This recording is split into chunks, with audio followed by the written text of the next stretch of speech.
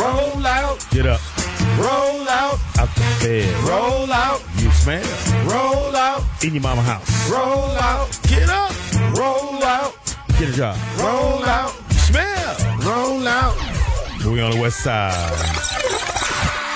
Hopefully you got your cities together. I know, right? What cities? Oh. In California. Say what? Knows how to party. California knows how to party. In the city. Where we at, Mark? Manteca. Wow. In the city. For Cougar P. Delhi. Delhi. Yeah. Delhi. Yeah. You actually saw Northern California. Compton. Yep. Yeah. So let's do this, Brent. I want to welcome everybody to the Wild Wild West. 1, 2, 3. Hit it.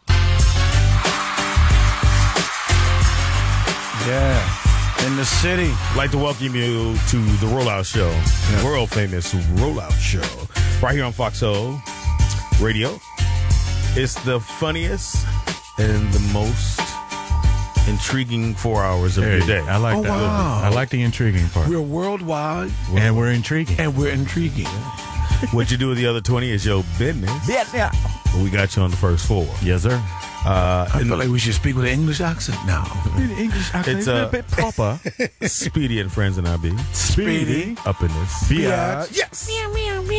So if you're rolling with us, just roll with us. We're going to have a great time. Man. In the building right now, Somebody we got else did that. Mark Howard, the representing DC. D.C., DC. Thank you. Maryland. Be more. We'll get to that in a second. Also in the building out of Los Angeles, or the Valley. Yeah. DJ always in your ear. Always in on your ear. Twitter. And Maryland. He representing Maryland, too. Yeah, we'll all Yeah. represent Maryland today. And your boy Speed Doggy Dog. We want to take part of our show, as we always do, to recognize things that's going on outside of Los Angeles. Even though we live here, we're part of everything that's going on. Yes. And speaking of what's happening down in Baltimore, we're going to give you guys a chance to voice your opinion here on the show. We just want to go into exactly, what's going on. It's really bad. And I had always play this song because at this time when Marvin did this particular album, there was a lot of these type of things going on. And now, 2015, it's still going on. Still going on. And so... Because we haven't addressed it properly. What's going on? And I don't know if we haven't addressed it properly or if it's just... And I'm starting to think there's a protocol when you become a police officer that when it comes to black lives, you disregard who they are. Because there's no reason, at least I don't see it, and it shouldn't be a reason. I'm not going to say you should have a reason why you shoot a young man in the back, why someone's in your custody and they die. Handcuffed. and just that black men are being treated this way. Black people Women in too? general. Yeah, women too. Just black people in general. And I think that's the part that no one's standing up for. It's not that we need to look into, like, it was a comedian. I'm not even going to say his name. I should, but I'm not going to say his name. On Facebook, he posted the arrest record of the young man that was killed, as if though that had anything to do with why he died. Exactly. Like, because he's been arrested for whatever reason. If he's been arrested or never been arrested, there's no reason for someone to die. Unless he was trying to kill somebody, it's self-defense. Yeah, but even with that in mind, Mark, I don't even want to put that out there. Right. There's no reason for him to have died because he made it look like, well, here's the guy you guys are defending or you're out here rioting about.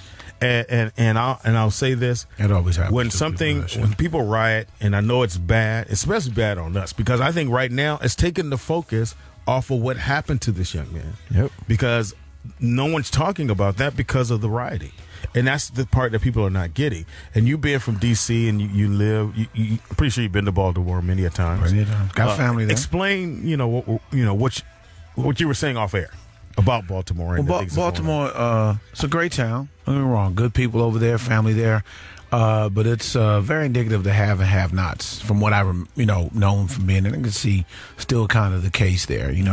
Maryland has it got money. The state of Maryland does. I mean, I lived in Montgomery County, which is outside of D.C., third richest county in the country when I was growing up. Still one of the richest counties, wealthiest counties in the country. So the state has money overall. Baltimore City, Baltimore County is not a poor state, but it's those who have, and those who don't. And there's very little in between that. And those who can get out, they're out. You know, so that's why it's left. Well, if you look at even TV, it looks like still the same backdrop of The Wire. Yeah. Where you look at those row houses, which is very, very indicative, boarded up. Yeah. So let's get into exactly what transpired and what brought all this about. Well, again, it's a death over Freddie Gray. And it's been a very mysterious death. You know, the circumstances. He's arrested on I guess a Saturday, April 18th, and he dies April 19th. But a lot of answers, a lot of questions unanswered. Gray was arrested in West Baltimore, which is a tough area town. That area over there, also Coppin State University is over that way as well. Well, in the morning of April 12th, he was struggling to walk.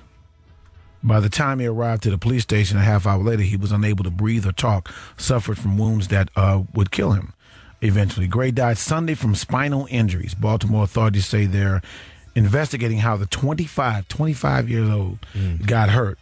A somewhat perverse notion, given that was while he was in police custody and hidden from public view, that he apparently suffered injury. How it happened still remains unknown. It's even difficult to understand why officers arrested Gray in the first place. Skipping to a little bit of the details, authorities can't say if there was a particularly good reason why the police even arrested him. They don't know. According to the city, an officer made eye contact with him, and then he took off running. Another case of a black man running away from the police, right? And they pursued him, and for whatever reason, right? And he's had scrapes, like you said. Somebody put his arrest record. He's had his history with. Yeah, but that would have to been someone, or maybe they didn't say it in the report that if this was a police officer who knows him, right? But it also says there was no indication that he was wanted for anything at the time. Mm-hmm. So his arrest record doesn't warrant him getting his ass whooped while he's handcuffed. No. Period. Or whatever happened to him. But one thing we know, we can attest to: cops do not like when you run away. Yeah, and I'll give this because you got to make them work. Born and raised in Los Angeles, and pretty much grew up a square kid. But we all knew, everybody on my block knew, if you ran from the police, that they's gonna whoop your ass. Be ready for it. Yeah, that's part of you ran away. When we catch you, we're gonna whoop your ass. And that was the get down. We knew that. That's why, and even if you go as far back as Rodney King, and people became appalled when they saw the video, no one in L.A., young black men, were like, well, what's wrong? Because we always knew when you ran, they caught you, they whooped you. It just so happened it was filmed. And like I said, I just truly believe, it's just my thought of looking at everything that's transpired. Because normally when something happens more than once, then people find a way to fix that. They go, okay, if you go somewhere and you go down the street and this bridge keeps falling apart, they'll find a way to fix it. Mm-hmm. Here's a situation that every time the police are involved with a black man, not every time, but when it's a chance, we come up dead. When there's situations that it shouldn't be that way, that you could just, if he ran away, he ran away. Okay, we'll deal with that later. And even if you caught him, he should just still be in custody, and y'all figure that out. He should not have his back broken. He should not have his throat messed up, and he should not be dead.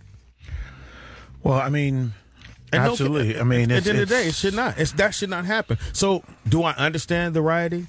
No, because I think it's taking away from what we need to concentrate on, which is fixing policemen in the way they handle black men, apparently. Because I haven't seen any white man that's been shot for running away from the cops.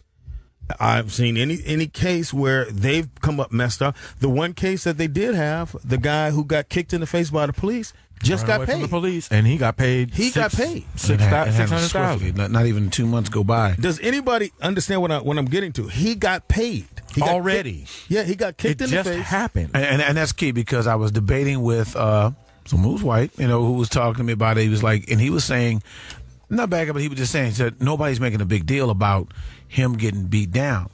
In a sense, saying nobody's making a big deal about a white dude that gets beat up. I said, it's not necessarily we trip about, we don't like to see no black guy get beat up. But we don't see nobody. But we know there's motherfuckers that do some shit. You probably look at knowing what he did. He probably could take a little extra ass whipping.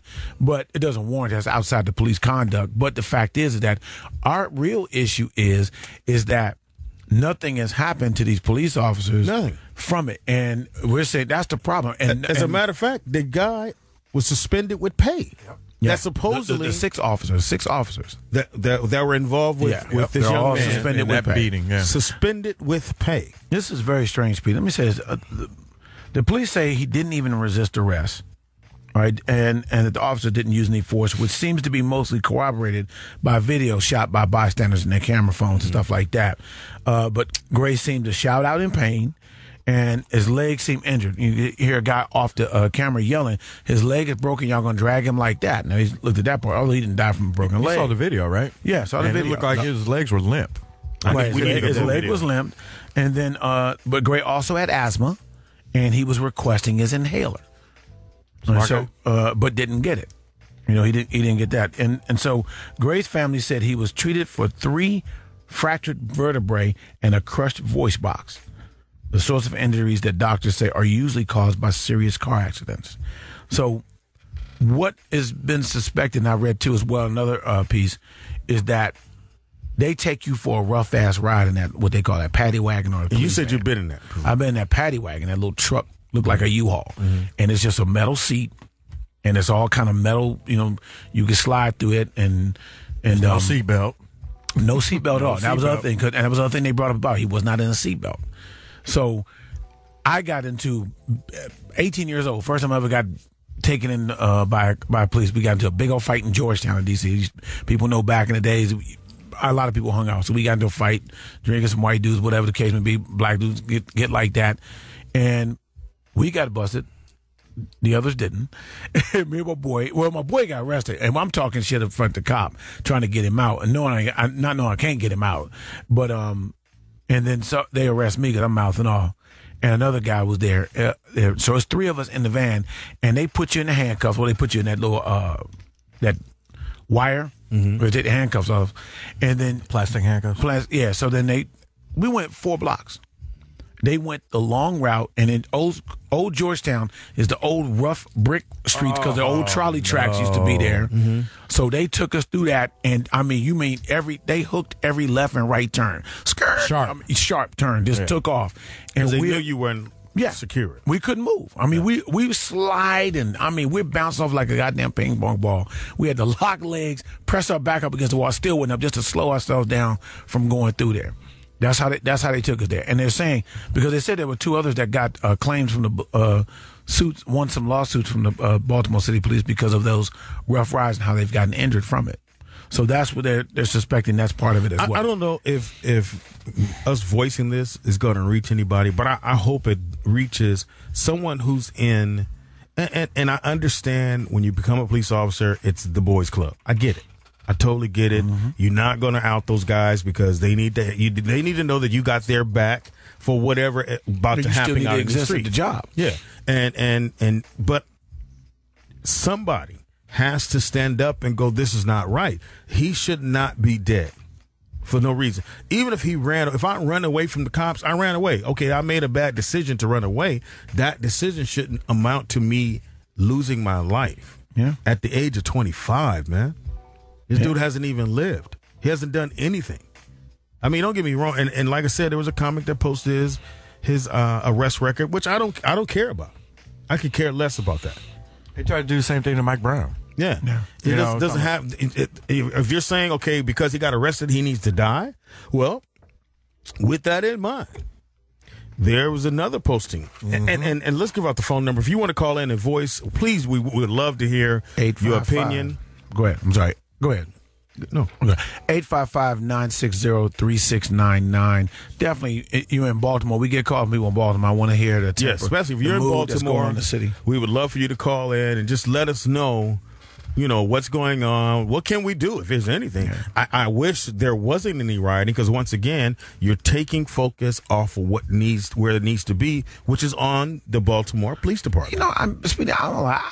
Look, we're talking about it. Yeah. I think it definitely takes the attention. I think that there has to be.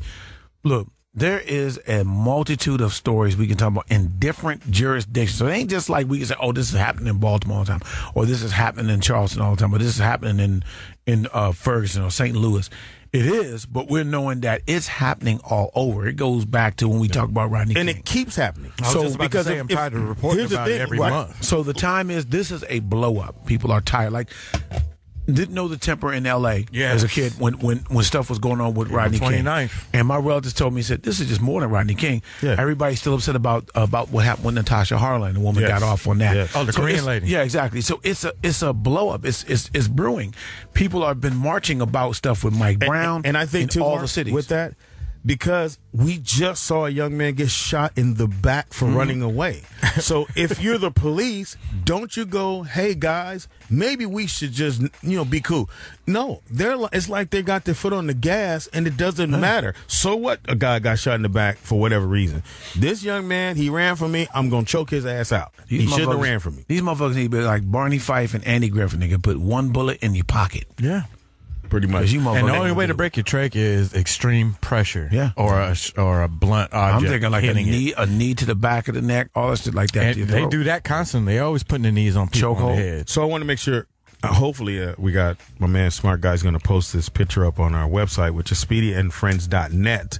Yes. And on the Facebook, there is a picture of 6 white people who have been arrested and 6 black people. And it always police action illustrates what's going on. And do you recognize the differences? So they show the young man, which I do recognize him, in Denver, who shot up the movie theater. Aurora. So all these are white. There's 1, 2, 3, 4, 5 white guys and a white lady. And it says for one of them, murdered 12, apprehended. Murdered 8, apprehended. Murdered 6, apprehended. Murdered 8 again, apprehended. Murdered 4, apprehended. And the young lady murdered 4, apprehended. Is Zimmerman on there? Then they show he's dead. They show these young black people who were killed in Ferguson. Young man in Ferguson murdered 0, and he was murdered. Another young man murdered no one. Right. And no one on this page has murdered anybody, and they're all dead by way of police. Right. And they're all black. They're all black. Yeah. And there's a young lady in this that was killed by the police. Yep. Yeah. And they hadn't done anything to anybody. Here, not saying that because someone murdered someone that they should die, but this young man shot up a movie theater and had the gun. They didn't try to kill him. Right. They didn't beat his ass up when they got him in the police car. They caught him in between changing clips. Yeah, clips. It seemed like that's the I shot him right there. Cop.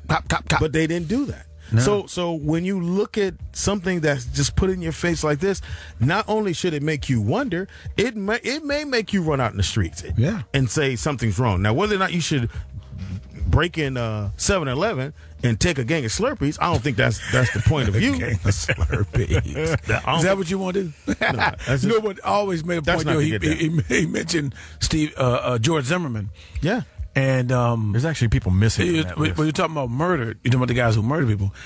George Zimmerman's not considered a murderer. Yeah. Oh, that's right. He's not considered a murderer. They said it was self-defense. Yeah. And he had no gun. He's not listed in that situation. And he's not apprehended. He's not in jail. No. All those guys, they've proven that they've done the murders, so they have them in jail. They're doing time for it. Wait, with Zimmerman, and he's been busted numerous amount of times after that case with a gun, and he's still out. People were sending him guns. And here's the other part of that. Here's the other part. When you look at when these people got in custody, nothing happened to them. Because nothing's supposed to happen to them. You get arrested, then it's over. You deal with whatever you do. You go to courts, whatever you have to do. You don't get arrested and you get beat up, choked out, your back gets broken, your throat gets crushed in, or you get shot in the back. And I remember seeing the video, and we talked about it. Right. And I'm thinking, okay, police, you've been warned. We're looking. That we're going to videotape everything you do. Right. So when you look at that particular thing, and I don't think we pointed this out, the black cop came over and put the cuffs on the dude. Right. I think he was. Well, he was checking to see if he had. But I also think he was probably the undercut. Like he was second on scene. He was second on scene, whatever it may be. But you a brother, right? You see the bullet holes in his back. and you see him drop the gun next to him. And the guy says, "Oh, well, I was in fear of my life." Because he didn't see what happened. He just ran. He came up. He was the second guy that came up. So he has to go, okay, bullet holes in his back, and you was, okay, cool. I guess we're going to roll with that. And you're just dropping the taser next to him now. And they rolled with it. So we definitely want to get your opinion. The number again to call into is 855-960-3699. I mean, you live in the Baltimore area, please definitely call in. But I mean, wherever you may live, all over right now. You can they call in the streets. Yeah, please. Baltimore's busy. Yeah, Baltimore's busy right now. Maryland, D.C., wherever you at, man. Yeah. Also, too, remember you say those keywords roll out when you get on the phone. We really, really, really appreciate it. Let's do it, Mark Howie. On the phone, TJ out of Pittsburgh. Talk to me, man. Roll out. Roll out, man. Well, I'm out of Pittsburgh, y'all. And, Pittsburgh and Baltimore have this thing. But my thing is, if you're being a black cop and you're trying to stand up for yourself, the people, your leadership don't got your back. If you take a look at the incident with old boy that went rogue in L.A., Doyner. Yeah. Doyner, yeah. I mean, he went back and told this is what's going on, and nobody even took a look at what was going on, and they put this dude on suspension. Yeah. And try to discredit him by saying that, well, he had other problems going on, this, that, and the other. And like I said, I get it. It's a good old boy system. And when you get in that fraternity, you're like, yo, you got to have my back. And no matter what it is, you got to have my back. I get that part. Thank you for the phone call, too, TJ. I get that part of it. But again, it seemed like if you're a police officer calling, maybe I'm not getting it. I'm pretty sure you're not going to tell me exactly what it is.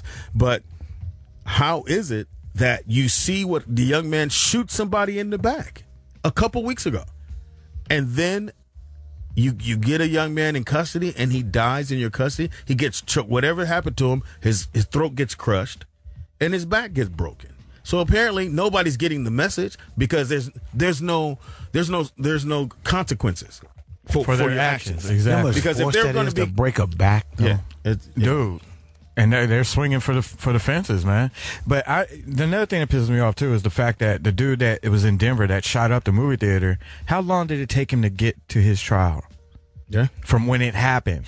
Well, so they try to fast track and they try to prolong it so people forget about it. And again, and we got to get that story. Build a defense. And we'll post it on the website, which is speedyandfriends.net. The dude that got kicked in the face, white dude. Yeah. Got beat up by the police. No more than got paid. Just got paid. Over $600,000. Just got paid. I don't know how that happened. And that happened, less than a month ago? Yeah. Did he go to trial or court? He's probably in, I don't know. Wow. I really don't know. I just saw he got paid. On the phone out of Houston, Texas. No, they settled. We got Kelly. What it is, Kelly? Roll out. Roll out, man. First, let me say I'm a new listener to y'all show. I've been listening for a couple months now. Thank you. Y'all really doing the thing. I appreciate y'all. Y'all had me cracking up. All right. But getting to this situation, the light is really being shined because of technology today. With all the videos and everything. Mm-hmm. You can remember years ago. We didn't have that, but just imagine how many killings and everything just went under the radar because didn't nobody know about. Yeah. And right now, because the light is being shown, because all these videotapes, these young guys today, man, everybody is frustrated. So it's coming to a head, and it's not just only in Baltimore, Philly, Houston. It's nationwide. Yeah. And we getting killed left and right, and as you can see, because the news, nothing is really being done to help us out. Yeah. So what choice do we have to fight back? I'm not saying what they doing down there in B-More is right. It ain't right, but we have to come together and unite like never before, or else it's just going to continue getting worse for us. Thank you, brother. Appreciate the phone call. We'll take a quick break, come right back, stay on the lines. We're coming right to you. Foxxhole Radio. Yes, sir. The greatest morning show, the Rollout morning show. Normally we giggling and laughing and shit. But, we have to do when people are dying. No, and they die every day. We don't want you to think that we don't, but it's just that, And understand, we know that white kids get shot too. Yes. and under arrest, but why is it happening more to us? And if I hear one more time that, well, what did he do? It don't matter. It don't matter. I don't care. He can slap the shit out the cops. He shouldn't die. He might get punched in the get chin. You attacked if you but he shouldn't die. Exactly. Let's not go there. I'm just saying. No, because they'll say, well, what happened before this, that, and the other took place. So we don't know. Well, all right, we're getting to the phone calls. The number again, if you don't see it on your radio, the number calling to is, what's the number, Mark? 855-960-3699. Cool. On the phone out of Houston, Texas, Christopher, what it do, man? Hey, how you doing, Sway? Good, man. Want to hear that roll out? Wait, who you talking to? Roll out. There you go. Speedy, not Sway. Yeah. It's all good. I'm a citizen, man. It's all good. I'm going to start a riot. No, I'm saying. All right. I was calling off the fact because, first of all, I am an educated black man. I have a bachelor's degree in computer science. Very good. So hearing about all this rioting, I'm actually one of the guys that's actually happy that they riot. I'm actually happy that they're doing this against the police because dating back to Martin Luther King days, they just made a movie, Selma, where we have been peacefully protesting for ages, and ain't nothing have happened to the point where we have to retaliate on somebody for us to get our message out because ain't nobody listening to us. You know what I'm saying? I mean, I hate to sound like that, but if it take this for black people to reunite, where they said the Crips and the Bloods have came together and all that stuff, I feel like that's a good thing in our eyes, because once black people reunite, I feel like we can run the country. You know what I'm saying? But that's different. That's a different opinion, but no, that's a great opinion. Run the country. That's a great opinion. Thank you, Christopher. I ain't mad at you, Christopher, what you said there, man. I mean, like I said, the revolution is not going to be nice, man. I'm trying to tell you. And joining us here, Lourdes Gonzales. Thanks for coming out to traffic. Panamanian Brown Show. Brooklyn stand up. Yeah. Lourdes? Hey. Okay, cool. She's like, what did I walk into? You walked in a bunch of riots. I already knew that. I watched the news. Yeah. Yes, indeed. Not everybody does. So, wow. Once again, I like to voice this opinion that I get the thing about we want to get it out and take out your frustration, but don't lose what the message is and what it should be. And if there's going to be a message, we need to step up as the rioting is dying down to go, okay, look, that part of it was wrong, but we still need to let police officers know and let people know that's running the police office, those departments that when you arrest somebody, they should go to court. Nothing should happen to them while they're in your custody. That's just how it should be. And I don't know. And a young man came on right before we went to break and said, just think about all the people who died in police custody that never got out, that we never heard about. Right. And that they were able to say, oh, well, he slipped and fell, or he didn't take his medicine, or he got into a fight with an inmate, or he slapped the shit out of. I got friends I grew up with that got their ass beat by the cops. In jail. I mean, I watched my brother get beat up by cops. That's nothing new in the hood. Yeah. Unfortunately. What is sad is that what's being portrayed on the media right now, as far as it only being shown the negativity that's going on in Baltimore. I have a lot of friends who are actually in Baltimore right now who are showing pictures of friends and family members who are sweeping up the country, their city, who have Bloods and Crips and Muslims who are standing together, unified, there are thousands of people who are protesting without violence, without cops being, as supportive and helpful as people are saying they are. Did you see the mom? Yeah, and there's mothers out there who are beating the shit out of their kids, get the fuck out the street and come home because she not trying to lose her son. Exactly. She knows that being involved. Yeah, and I just think it's needed, man. Yeah. It's very well needed, and what people don't realize is I have friends who are down there and who are saying that while they are protesting peacefully, there are white people who are calling them niggas and porch monkeys. I saw that. And there are people who are harassing them and calling the white people who are marching with them nigger lovers and porch monkey lovers. And it's not as peaceful as the media is saying on the white people behalf. So shout out to CNN and Fox and all these other fucking channels who are portraying what they want to portray, because the media is going to spin it the way they want to spin it, and they're going to make you believe what they want to believe, because that's the power of media. And what you have the power to do is control something different and actually take action and stand up and do something different. That's right. They were doing that in Ferguson too. They were not showing all the peaceful march. They were showing the rioting. Yeah. Let's go to Baltimore. My man Mark Williams down in Baltimore. Mark Williams. Talk to me, man. Make sure I get that rollout. Yeah, I'm a truck driver, man. I listened to you guys like several years running. Roll out. Thank you, man. Appreciate that.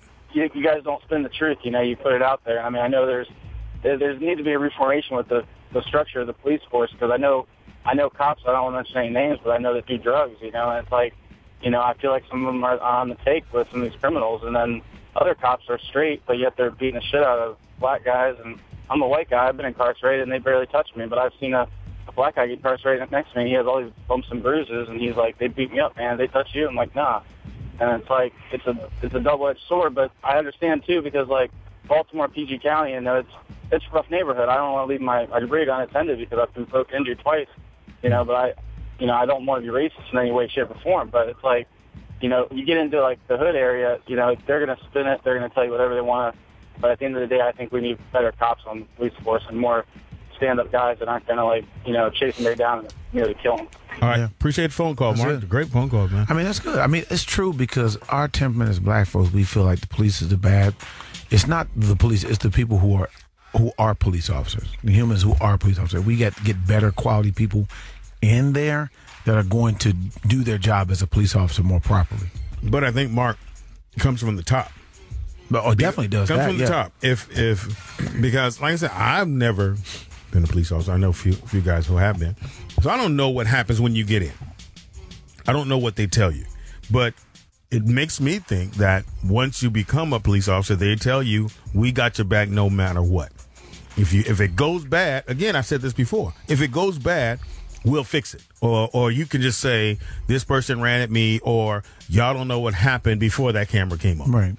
Because if there's no camera showing you that young man got shot in the back, we have to take what he said until the autopsy comes and go, well, he got 8 bullets in his back. And how that do we gets explain released that? For people to hear, yeah. Yeah. And that's going to take a minute to get released, because we wouldn't have never known about this guy. Right. We never would have known that he was shot until it got released, and it would have been later on, and it wouldn't have been time to really make something happen. You talking about the recent one that got shot in the back? Because they ended up I guess the next day they showed the video of when he got pulled over. Yeah, there was somebody else in the car. The dash video. Yeah, the dash cam. And I think it was a woman that was in the car. Yes. Yeah. And then he took off. Number calling again. We love to hear, especially if you're down in Baltimore. We'll make sure you get pushed to the front of the list. Number 9. Well, okay. We're here now. Out of Georgia, we have. Out of Maryland, we have Georgia on the phone. How you doing? That's confusing. Yeah. Hi, how are you? Roll out. Roll out. I don't know if I'm supposed to say roll out, roll up, roll on. Thank you. Love it. This is my first time calling, but I don't know if I can use colorful words. Yes, you can.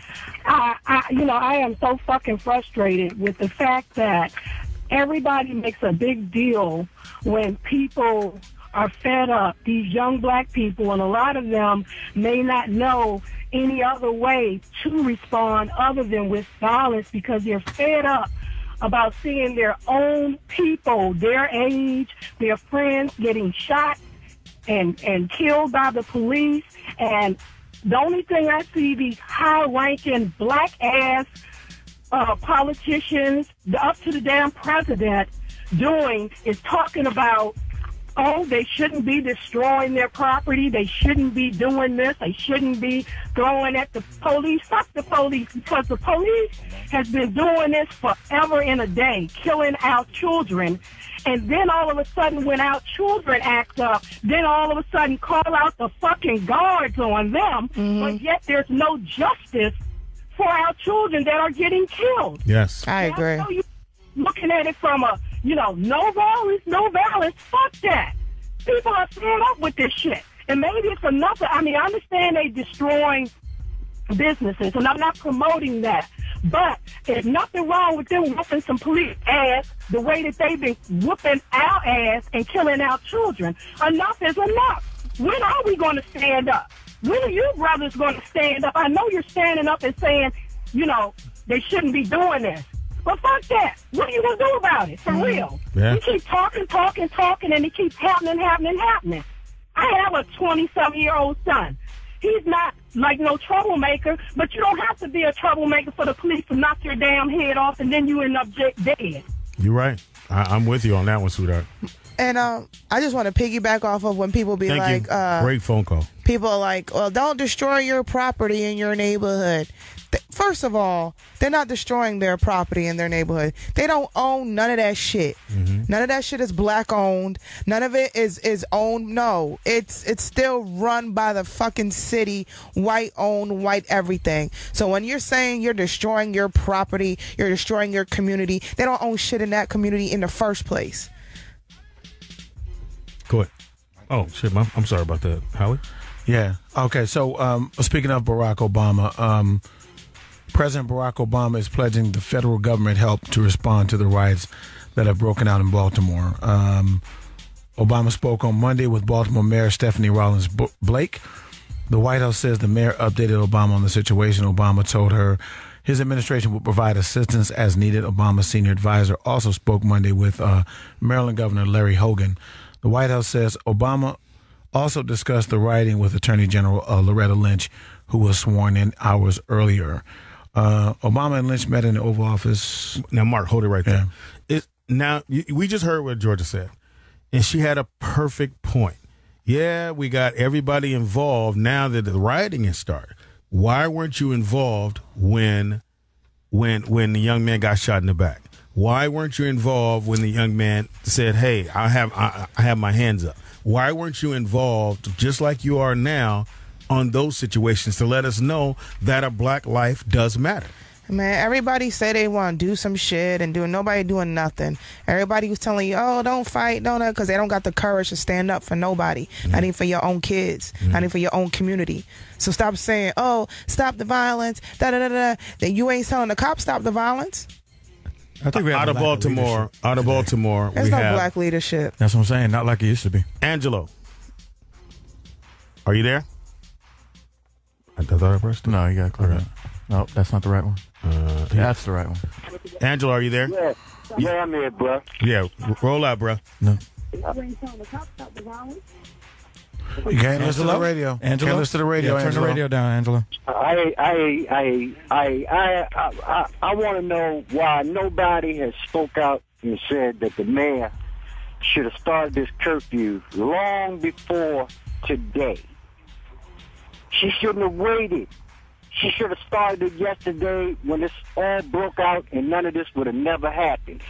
And also, if the police that was involved in this young man being arrested and murdered were apprehended and treated as criminals until they were proven innocent, none of this would have never taken place.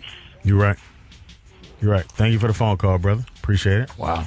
And basically right now, if you're watching MSNBC, they're stating that, National Guard troops are in Baltimore. And they're also saying that Baltimore residents are cleaning up the debris from the riots.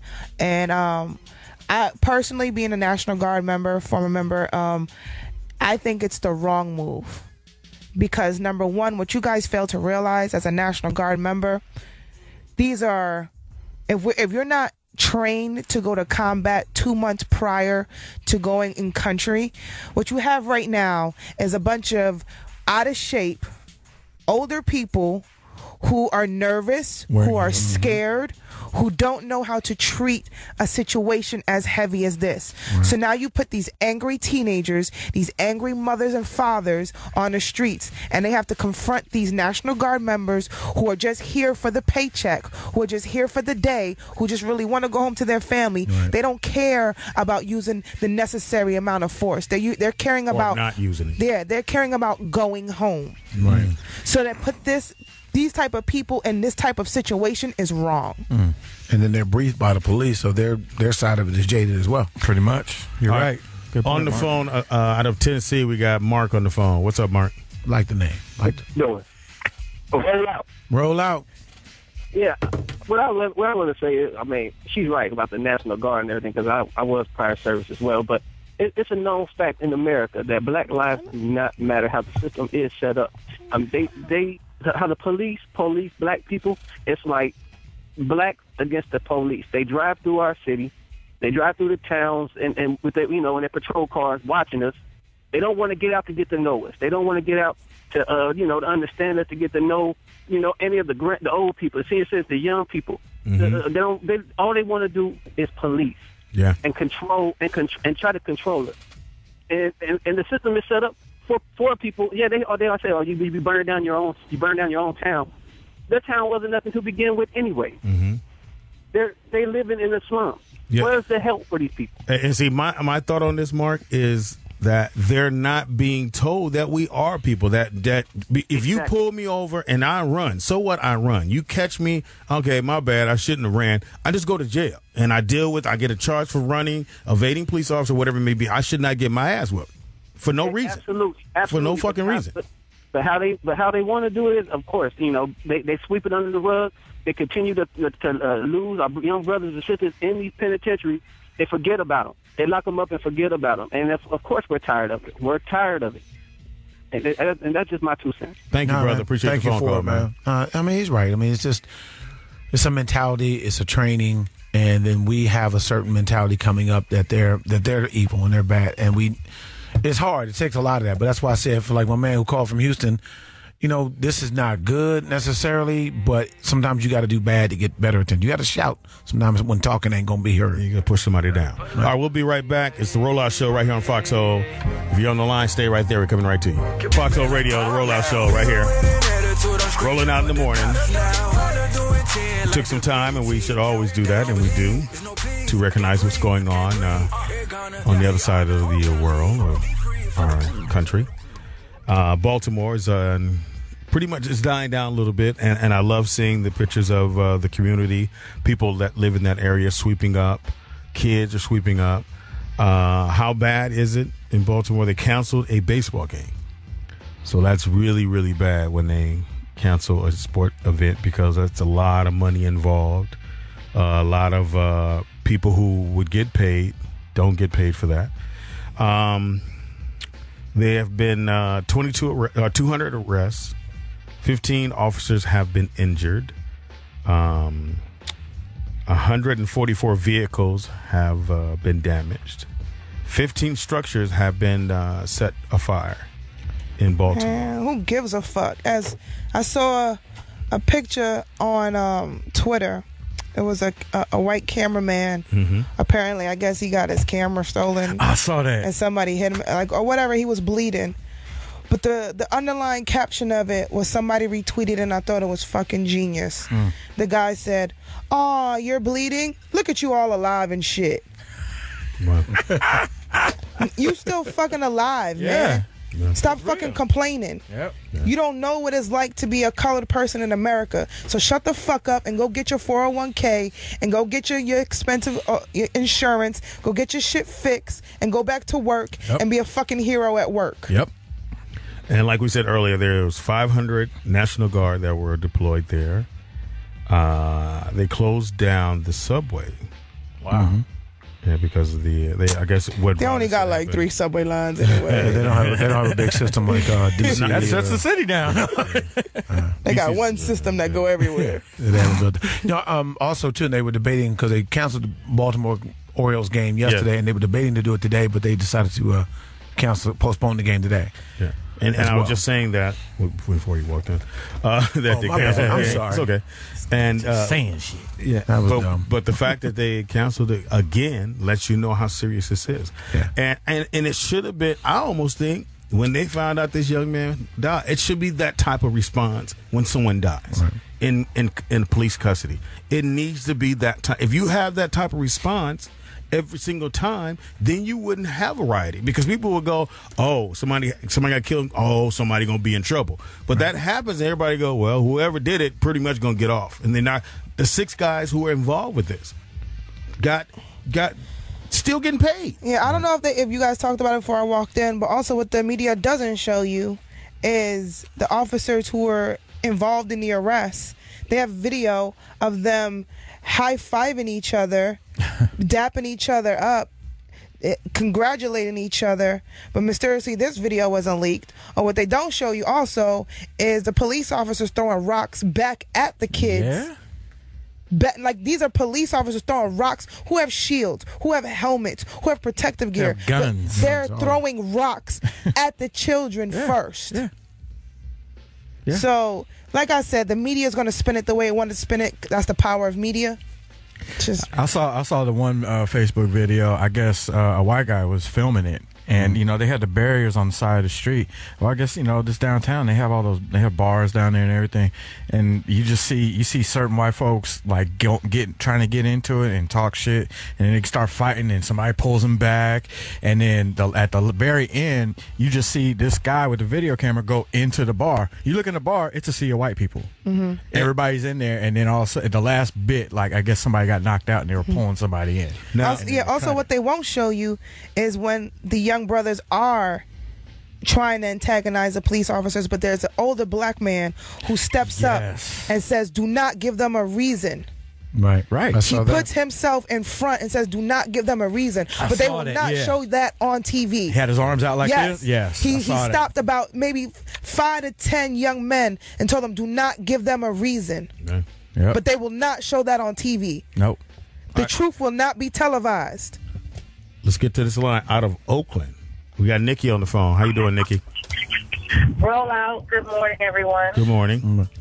Good morning. So, what I wanted to discuss about these riots is that they hire, the government knows what's going on and everything, and they hire these professional anarchists to come in during a peaceful protest and start riots. Yeah, we saw that during Ferguson. Yeah, and it also happened here in Oakland. During the Michael Brown protest, they caught, the people who were actually in the protest, caught 2 cops, one white, one black, that were starting stuff and trying to get people to start rioting within them. So I'm all for a protest. I mean, I'm pro-union, I'm everything. I grew up in Berkeley, so I'm all for a protest. But the rioting and stuff, I understand that there's a point to it at some time, but truthfully, it doesn't get the point across because that's what I said. You're tearing up your own hometown. Now, not to say that it's your city, like you own it or nothing, but why tear up your own space where you are, where they've given you? Go tear up their shit. Yeah, well, then the police will definitely stop that. Yeah, and like I said, the rioting part of it, protesting is what we're supposed to do. Right. The minute that young man, the gate came out that he passed, you protest. Right. You get in there, you start protest. You go to the police station and you right outside that police station because you're letting that police station. Because you're letting them know we're not going to stand by and let this keep happening. But do you know that Martin Luther King, nonviolent, Malcolm X, nonviolent. They both are dead. Yeah, protesting but only that's all we have. But also, no, that's not all we have. That's the mindset that you have. That is not all we have. So what do you think we should do, Lourdes? What I think we should do should not be expressed on the Roll Out Morning Show. But also, I just want to say that rioting is not majority of what is going on. This is only what is being televised. Like I said, I have people down there who are saying that there's only maybe about 10% of people who are rioting. The other 90% are protesting. Yes. So don't think that the overall consensus of what's going on is rioting, because it's not. That's what they're choosing to show on TV. That's what's going to get portrayed. Yes, that's what's going to get portrayed. We'll be right back. Top of the hour. If you're supposed to be there now, you are late. Stay with us.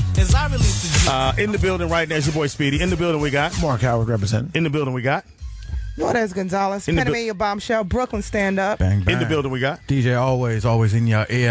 And just showing up, our photographer, we have Salam. Oh, you got that? Okay, is that it? That's it. Gonna give you the whole shit. Use your man voice. KSDG Photography, holler at me. There it is. Right. Just holler at him. Quick and to the point. However you can do it. We've been talking the last hour about things happening in Baltimore and around the country. We just want to say Baltimore, around the country. So no matter where you live, we don't want you to think we forgot about you, or there's an incident that happened there. We want to stand behind you as well. A lot of people, a lot of good phone calls. Number to call into is 855-960-3699. If you can't call in, hit us up on our social media, our website, which is speedyandfriends.net. Chat. Yeah, smart guys on there, and so you can voice your opinion there, and we'll get that on the air as well. Out of Baltimore, on the phone, we have Isaac. What's up, Isaac? Good morning. Good morning. Good morning, brother. Well, good afternoon for you. Yeah, I was here all day yesterday. I actually got maced and kicked by the police. And I'm back down here again today. Not sure if you can hear the helicopters, but I got in my car to listen to you guys for a while and take a little break. Thank you. But what they didn't show, and all of my friends was putting on Facebook, everything that I posted and said was contradictory to what the media was showing, which I thought was very unfortunate. The police actually provoked a lot of these people to anger. And they were reacting to the police's actions. And the CVS that they keep showing that was set on fire and it burned and the people looted the CVS, they also didn't show that the people from the community chased and a guy, he looked to be Albanian. He could have been white, but he looked to be Albanian. They said that's the store manager. He's the one that actually set the CVS on fire. Wow. Insurance. And they chased him down the street along with two cops, but he got in his car and left. But they didn't show that either. And the amount of niggers that were called by the law enforcement to the youth and people that were on the streets were horrific. And then the Nation of Islam came out and formed a line across the street to separate the public from the police. And the police started yelling, move, move, move, and started spraying the Nation of Islam themselves with the pepper spray. So they trying to keep peace, but law enforcement, it's like they wanted the riot to happen. Yeah, because they want to take focus off of exactly what happened. And that's the whole thing. The reason why we were really there. Yes. And that's the whole thing. And they had an incident where a little boy, they shut buses down. It was a little 8-year-old trying to get help from the police. He said, I only know one bus to get home from school, and all the buses shut down. I don't know what to do. Can I use your phone? And one white cop said, sure, well, hold up 1 second. Then another white cop said, you got to stay behind the line. And he said, the cops told me I can come over here. And he said, get your little black ass back on the sidewalk. Yeah, because that's how they've been trained to treat us. Yes. And that was the energy of all of yesterday. They were really showing, the news was showing the reactions from somebody else's actions. And then everything is happening in a community that's already tired. Well, I'll do this. I'll do this, Isaac. You have carte blanche to call back and let us know what's going on. Yes. Don't even hesitate, brother. Go ahead. Thank you, Isaac. You're just reconfirming everything that I said. Thank you so much. Please continue to keep with your Twitter posts, your Instagram posts. Yeah. Post the truth. Post what's really going on, because people are going to be blinded by what the media is saying. So continue to have your voice. And give out your thing so we'll know where to go and look for you at. It's just Isaac Blackstone on Facebook. Okay. Cool. And actually, if you try to, there was an incident where the young man snatched the microphone from the CNN guy. Yeah, I saw that. They did a interview together yesterday, and I'm standing on camera with the young guy, very articulate young guy. What they showed of him was not what he really is. Oh, wow. The CNN guy said, on the interview they're going to show today, the CNN guy said, the public didn't see that he was talking to the young guy first and offered him the mic, and the guy initially said no, but then the guy came and grabbed the mic and decided to say something.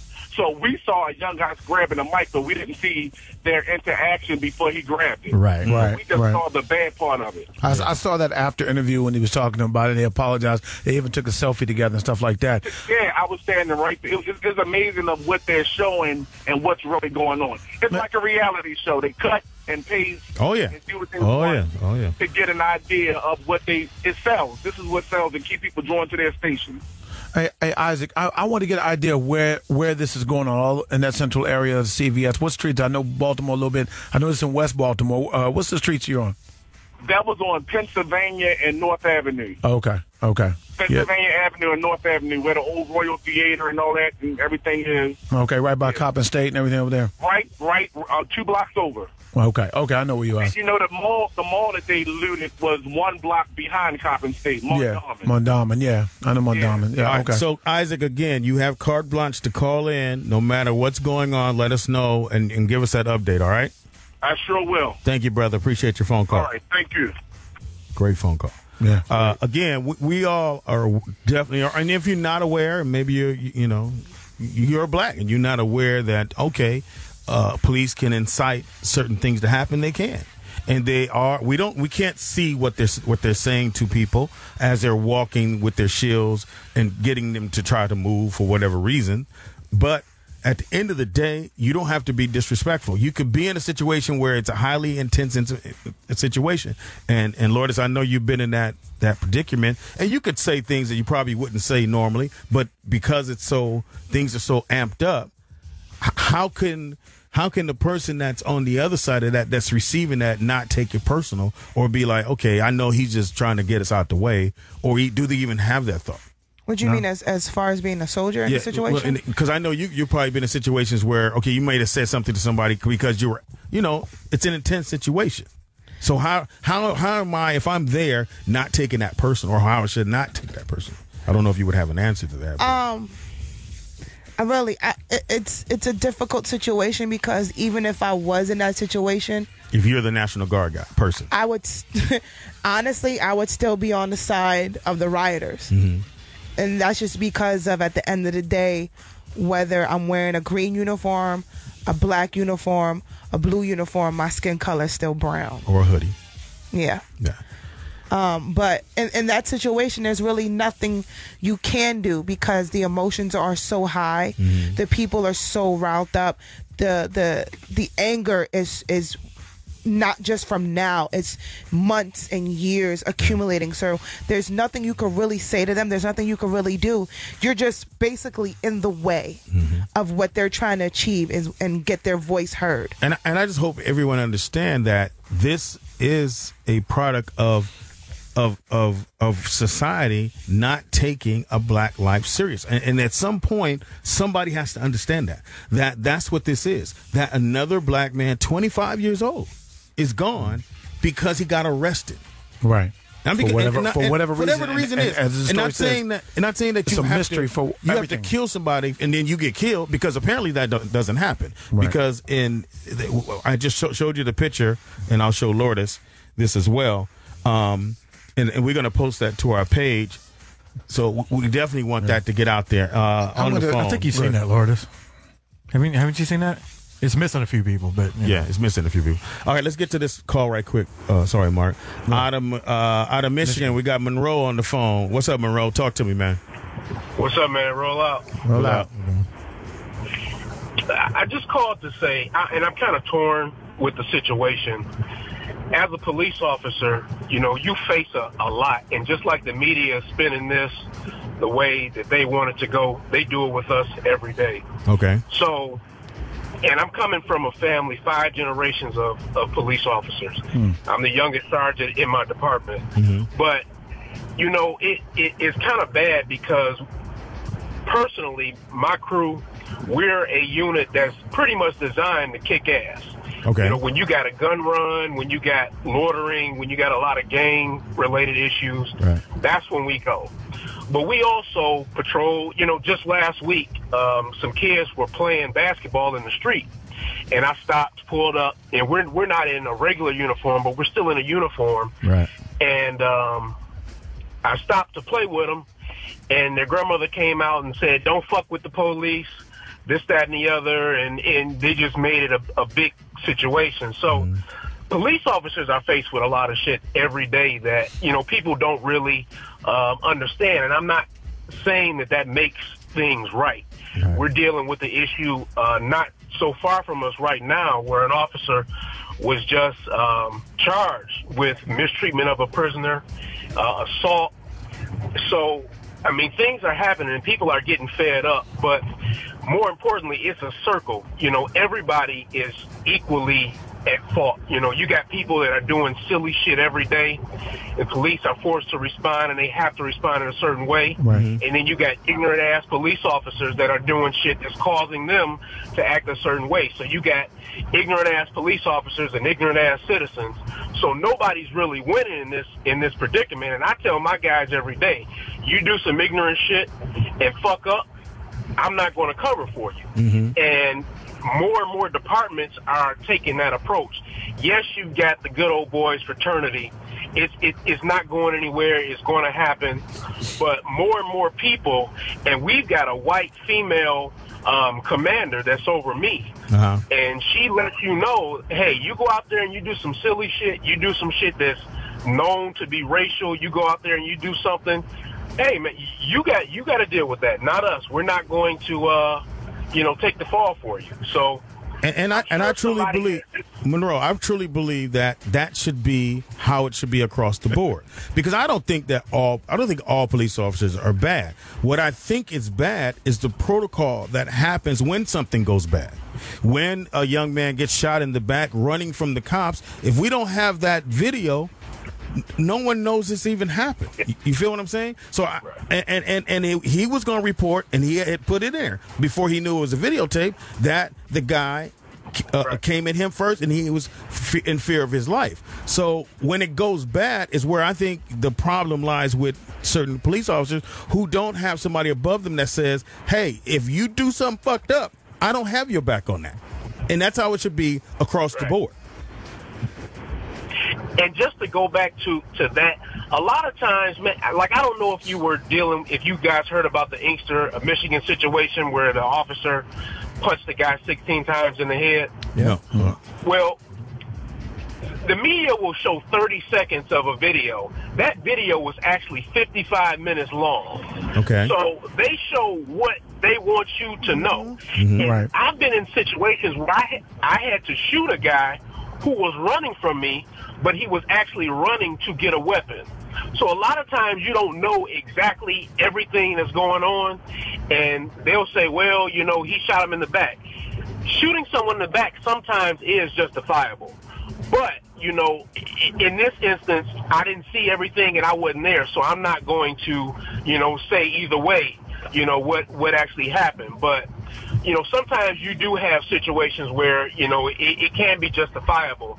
And also, when you put someone in handcuffs after a shooting, that's just a protocol thing. You have to do that. Right. It's a liability because a lot of times, like I know in Michigan, if you don't do it, you won't be covered if they get shot or if something happens, because just because you're down doesn't mean you're dead. Okay. So they do that so that if he gains consciousness and he's able to pop off a few rounds, that prevents that from happening. So that's what that's about. When you put someone in handcuffs, that's just a protocol thing. And what about the theory of why not just shoot somebody in the knee or the thigh? leg. Why not do that? Is that not part of the protocol? I mean, you guys go to training like constantly, so no.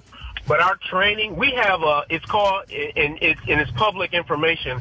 It's called a use of force continuum, and that basically dictates what force you can use at what time. However, when you're using fatal weapons and fatal things, Right. It's center mass. You are taught center mass. Double tap. In certain situations, when you're qualifying on the range, if you shoot anywhere other than center mass, you won't qualify. Mm-hmm. So across the board, federally and local and state, you're taught to shoot center mass. Mm-hmm. So if I'm shooting you, I'm not shooting you to put you down, temporarily, because you can still end up being killed if you shoot someone and they're wounded, because you got military guys and all type of guys that if you put them down, that doesn't mean that they're stopped. They can still pop rounds off and you won't go home. That's true. So if I'm shooting at you, I'm shooting at you to kill you. That's just, it sounds bad, but that's just how it is. Mark Monroe, let me ask you, and it just great words. We appreciate your call. We need that perspective a bit. Yes. In your time, you're a 5th-generation police officer. You're a young sergeant, so congratulations on that. What can you say as far as the communities? What would your suggestion be as far as what could make it come together and be changed and have a better understanding? Yeah, we know it won't be perfect, but what can we get close to it? I think we need to go back to the beginning when you had families that held their people accountable for things. Because if you're completely right, you got a better chance. You know, there's nothing someone can say wrong about you. You know, when you're doing the right thing and there's nothing that will point towards you being in the wrong, you know, you got a lot of defense. But oftentimes, you come into contact with these people who are just bad, and everybody is bad. The mother's not around, father's not around, all the brothers. We got a family in my municipality that I've locked up 30 family members with the same last name, and they're all just bad. Wow. So I think you got to go back to the beginning where, you know, the village raised the child and they held each other accountable, and everybody took a part in making sure that that child did the right thing before you can. And then on the police side, police officers, because sometimes we'll run 2 scout cars for a 35 square mile area. So how can you do policing and stop and talk to kids, because you're going from run to run to run? But the city government, the government has to put more officers on the street so that we can do patrol and proactive instead of reactive, because we're constantly responding to something instead of, if I can get that kid and talk to him before he does it, I may potentially save his life. Mm-hmm. But, you know, there's so many things that we have to deal with in the course of a day. We can't get to everybody and just talk to them on one-on-one type situation. So that's what we got to do. The family, the communities have to come together and promote positivity. And the police officers, as much as we can, we have to do positive patrol. We have to show that we're here to help and not to put them in jail and not to do harm. And one other thing, if mothers are listening, stop telling your kids when they do something wrong. I cannot count the times that I'll be in a grocery store, I'll be walking around, and the child will be doing something wrong, and here comes the police, he's going to take you to jail. Stop doing that, because what it does is it puts us in a negative spotlight, and it makes it seem like we're coming to do them harm. So I got kids, and I walk up to them, and they start crying because the mother has put into them that whenever you see us, it's bad, and they're coming to take us away. Thank you for that. All right, Thank you for just like I gave to Isaac Monroe, anytime you like to call in and voice your opinion, we really would appreciate that. And I do appreciate your phone call and staying on the line, all right? No problem, man. Thank you, brother. Later. That's true. It's funny because you know how when you're a little kid, you're doing stuff because they don't want to. And they're just playing, but it is something that's triggered in your mind. Police, he gonna take you to jail. Yeah, and they usually say it as a joke or say it to get you to get in line, and it can work or cannot work. But I truly understand his point of view on that. That was dope. Out of Georgia, we have Brian on the phone. What it do, Brian? Roll out, brother.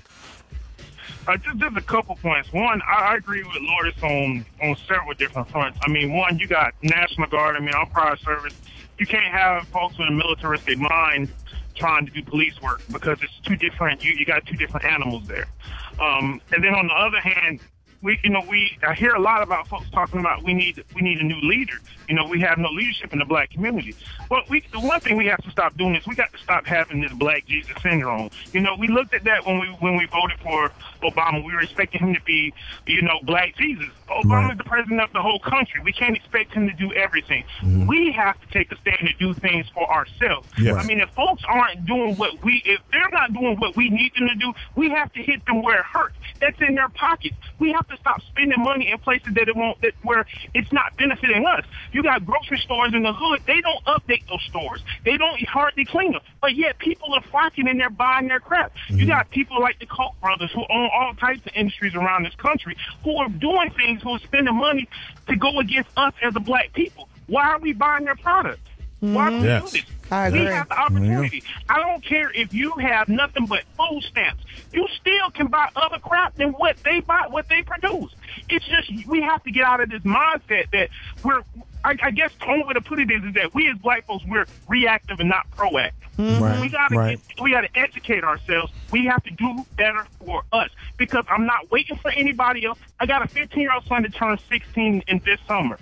I'm scared for him when he gets ready to start driving. It really concerns me. I'm already teaching him now. Keep your license, keep your registration and insurance over the sun visor. Keep your wallet on the dash because anything, even in Georgia where you can have a concealed weapon, I have a concealed weapon license, but I still don't. In this state, I don't have to tell an officer that I have my gun on me. I'm not required by law. But I know as a black man, I better do that if I want to survive to see the next day. Yeah. That's just the reality of it. These are things that white people don't have to worry about with their children. So that's why the comments irritate me, but I ignore that. I look at what do we have to do for ourselves to make our lives better. I agree. Very well stated. Great Very phone well call. stated. Very well stated. agree. And thank you for the phone call. I think Georgia, who called in earlier, said it. She said, I have a son that doesn't do any of that stuff, and I'm still scared for him because he don't have to be involved with anything anymore for him not to be here. Yeah. Right. I had made a joke a while ago. I don't have any kids, but I did say if I was to have a son, I felt like for his 13th birthday, I have to get him a bulletproof vest. Because even though I pray that my son will not be involved in any type of activities like that, you just don't know. You don't know. And I agree with our last caller. Stop buying their shit. And this is what I keep reiterating. Like you're saying you're destroying your community. No, you're destroying their community. I bet you if you was to say right now, everybody don't go to Chipotle for a week, black people will lose their fucking mind. And let's see how the community reacts. Let's see how the government reacts because y'all buy so much junk food and so much bullshit that the government is giving to you and you don't see the bigger picture. Don't go to McDonald's for a week. Let's see how that turns out. Don't go to Walmart for a week. Let's see how that turns out. Don't go to Target for a week. Let's see how that turns out. You want to make a change? Start by the little things that you don't even think matter. Start by doing that.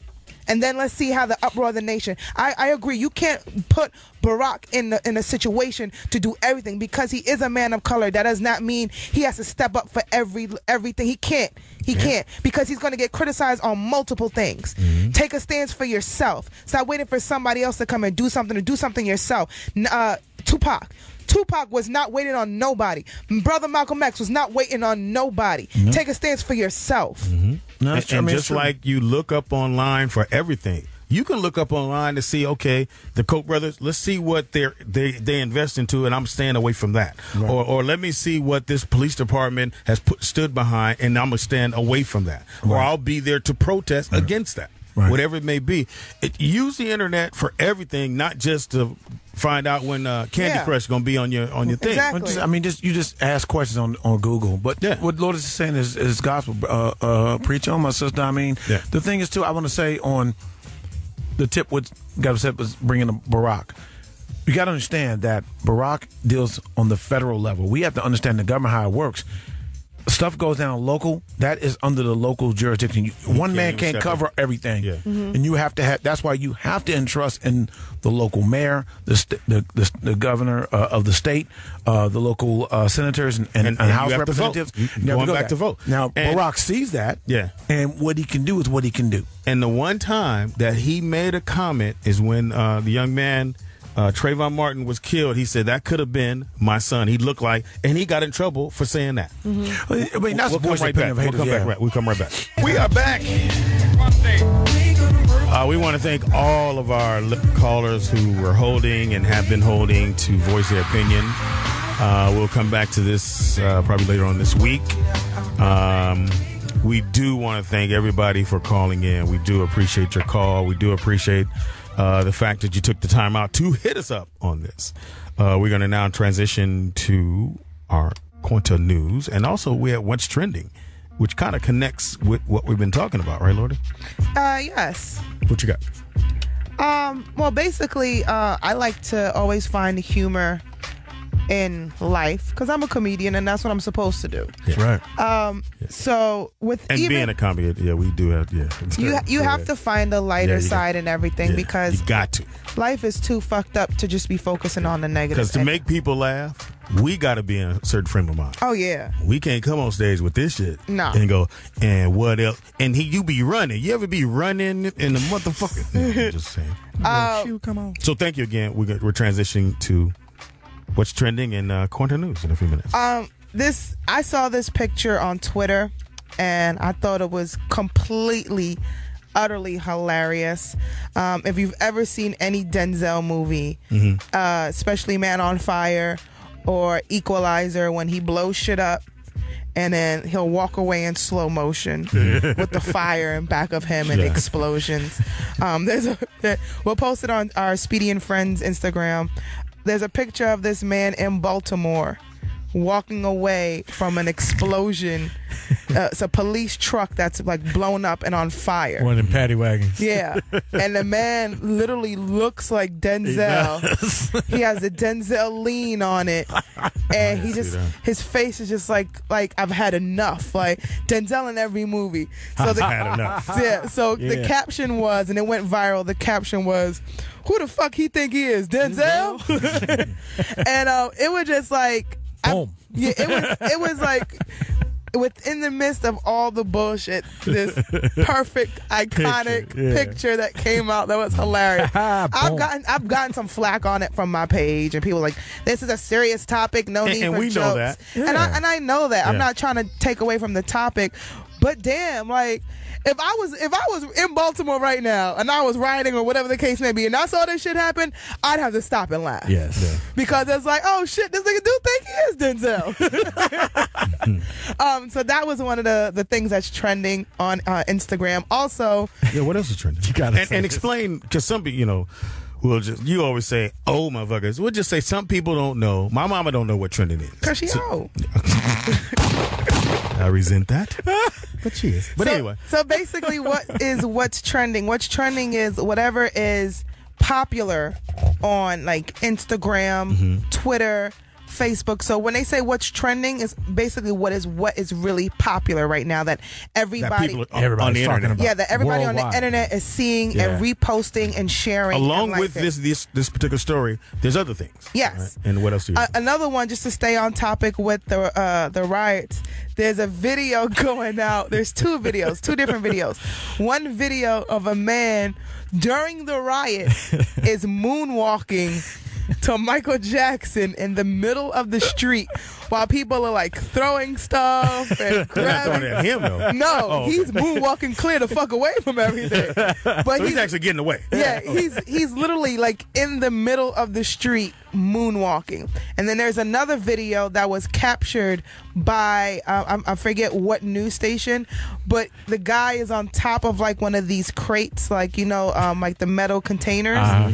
He's on top of the container. I don't know why people are dancing Michael Jackson, but he's like doing the leg and spinning. Not the same guy. No, not the same guy. Totally different guy. Doing a whole different routine on top. In the midst, you see the people running and crying, whatever, and he's dancing and doing the foot, and it's completely, it's hilarious. And that's trending? That's trending. Everybody's posting it. It's everywhere. It's and there's another one. There's a picture. I posted this on my page as well, and I got some flack for it. Quit hanging out with my mama. She don't know what's trending. Me either. Shit. There's a picture of a guy. I think it's CNN. The guy, one of the reporters, is trying to do his spiel for his, whatever, CNN or whatever. And there's a guy in back of him holding up a mixtape. And then the caption the caption says, when you trying to riot, but your mixtape is on fire too. Y'all wrong.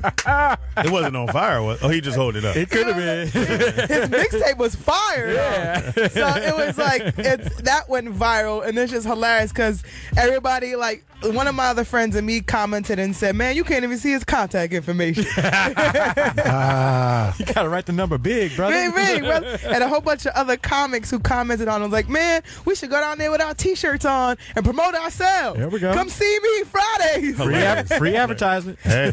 So basically, that is what is trending right now. Now, don't each like Twitter has what's trending on their page, and then Instagram has with their, because it could be totally it could be totally different, but they usually carry over. Oh, okay. Like whatever's on, you could pick something up off of Twitter, and then it only takes us one person to put it on Instagram, and then it's gone. Right. Like I got that Denzel picture from Twitter, and then when I posted it on Instagram, it went crazy on my timeline, and I had like 10-15 people take it from me and post it on their page. Right. And then on my Facebook page alone, it was shared 30 times. Yeah. So what does that mean? When they share it, like let's say I post a video. I'm sorry, I gotta quit hanging out with my mama. I'm about to find it and do it now. If I hanging out with my mama and Troop. Gotta leave him alone. Which one first, mama or Troop? Troop. I'm trying to learn I steps. spread my wings. If I post a picture on Facebook, okay. If you hit the buttons, there's options that says The like buttons? Yeah, one of the buttons. Buttons. Okay. One of, You know what it is. Buttons. Okay, so the buttons. Hey, button up your lip. Let them see. Okay, that's what it is. Okay. Button up your lip. One of the buttons is either like, share, or comment. If you hit share, you can have an option to share it to your page without making a comment about it. That way you can share it and send it on your page and make a comment, whatever you want to say. Or if you just want to share it without a comment. And I'm helping trend it. Yes. Okay. Either way you share it, you're helping get it trending. Okay. All right. But if you share it without a comment, you'll just share it regular without no comment, and it'll just be the picture. So this is gonna be really put me out of whack right here. Did you see it? So when I just shared it. Yeah. So when you double tap a picture, what does that mean? You like it. Okay. And that means people looking at it go, he liked my picture. Yeah. Even though I could have just got stuck on it and actually double tapped it. That wouldn't happen. Yeah, like I just double tapped Lourdes on the shoulder. Yeah. I wouldn't say, oh, he got stuck on my shoulder. Nigga, I know you double tap. That's why you socked it. Off air. All you got to double sock me. I know she like me. Double sock you? Bop, bop. Yeah. There's no such thing as double tapping by accident. That's just a guy's line of trying to get out of. You can't. What are you talking about? You ain't been here. See, you ain't been here, son. Shit's been going down. We have progress. We got to do it again, always. Yeah. What you mean? Lourdes, you know when I'm here, you get plenty of practice with that shit. You got to be here, son. I like that. Hit that button. Hit that button. What you mean? You need to throw in the Russell Westbrook comment. What? After the, I don't know what you're talking about. Hilarious. I heard Russell Westbrook was at the Comedy Union the other night. I don't know what you talking about. There you go. Damn, Comedy Union. He was slumming. Yeah. I mean, I don't like hands anyway, so it don't matter. What he gonna do? Fuck you. Fuck you. And fuck You like hands. For the life of me, I don't know why Speedy don't like me. He know. He's a hater. Comedy Club. What you talking about? He's a hater. Oh my That's God. exactly what he is. So basically, there's no way you can accidentally double tap. That is a myth. That is an internet myth. Internet myth. So when your man, ladies, double tap the female's picture, he meant to do. He meant to do that. I don't know what you talking about. Like somebody's pants. I thought I was going to enlarge the picture, so I hit it, and then I hit it again. Look, you can't just hit it once. Then the second time, you got to go boop boop. Yeah. So it has to be intentional. Quick tap. Do it again. Yeah. Quick tap. No, you have to say it. Yeah. I'm gonna hear that retarded shit. All right. So anything else? About what's trending? Yeah. That's it? I mean, I have some things that are non-related to. Should be. Yeah, give me a non-related one. Okay. Well, the New York Mets Are balling. Oh, no, what you talking No, you know what I'm talking about. Because my boys, I know exactly what you're talking about. they went 11 in a row, win straight. Yeah, they're killing it right now. And they got one of the best records in the Major League Baseball. Fuck you, Yankees. Yeah. And I'm Didn't telling they just people. beat them? Huh? Yeah. Did my Yankees just beat them? In the Subway Series. Yeah, but we have another one coming up. Don't worry about that. You going to lose that one too? But no, but guess who I'm got a a Yankees better fan, But bro. guess who got a better record? Yeah. Guess who got a better record? Well, why you gotta take it there? Now we in a tougher basically, league. This is big news for any New Yorker, any Mets fan. Yeah. We have But it's not. scary. It's very scary because you know, so funny. Before the season even started, I posted this on Facebook. I had a dream that the Mets won the World Series, and people laughed at me. Was Gary Carter Yeah, there? huh? Was Yeah, Gary Carter there? yeah. And then it's so funny because laughing too. a couple weeks later, now that we have an 11-0 streak, everybody's like, "Oh, Mets are balling." Fuck you. I've been a Mets fan since I was 2. Amen. And y'all now want to jump on the bandwagon. Don't jump on the bandwagon now. Here's How the you know question. your baseball team at 2? My dad, my dad. Trust me, my dad would tell me all the time, I would take you to baseball games, and grown men would be surprised at this little 2-3-year-old who knows the starting lineup for the freaking Mets. You sure you didn't mean Yanks and you just got it wrong? Oh hell no! My dad never stepped a foot in a Yankee Stadium ever. And we'll stay right there with sports. We're 4 days away from the big fight. Big fight. In Vegas. And I got hands too. I'm about to post it on our page. You got what? Hands. I was Oh boxing. yeah, Just 2 of them. she got some man. She was I was putting it boxing. down. Hold up. So why you? What's happening? You That's gonna be boxing for trending, what? What too. you trying to do? What you trying to say? I'm just trying What to you get- trying to say, son? I'm just trying to Lulu get Pacquiao. son. I'm just somebody asked me, they said, "Are you on the card for May 2nd?" Right? No, On the man. free fight. I just love to work out. I love every type of form of sports and just staying fit. And I was taking a Muay Thai class the other day. Yeah. And now my whole body hurts. So yeah, so I was just boxing for the fun of it because within Muay Thai there's boxing and kickboxing. Right. And it was just a great workout, man. Do But- you swim? Yeah, this one. Because that should Do me a favor. Yes. Don't get hit in the face. That's the reason why because I used to box in high school and in college, but my dad wanted me to stop. He told me to stop because he Yeah, didn't don't want me to get hit. But I like the sport. Like I I love. thought you were gonna say I like to get hit. I was like, what Oh the hell no! That's the thing. I don't like to get hit, but I like to hit. You know what I'm saying? What are you talking about? Like when I was when I was in class yesterday, I was doing the Muay Thai class, and there was a little 17-year-old girl paired up with me, and I was like, I'm about to beat the shit out of this bitch. And then I saw her in practice. I was like, she about to beat the shit out of me. And then when we was practicing, Oh, my hoodie. and then she don't understand like it was my first day.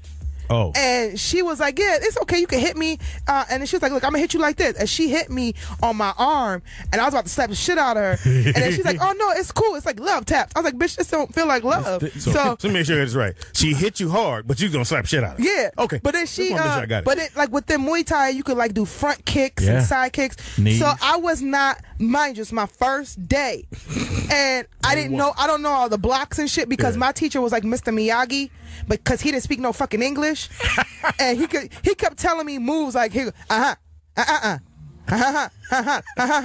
his hands. Yeah, with his hands. And I was like, that the what? guy with the pads on? Yeah, he got the pads He didn't on. speak no English? No, he's like the main teacher at the gym. He was like, I was like, nigga, if you don't talk to me in words. So like, he didn't teach me how to block.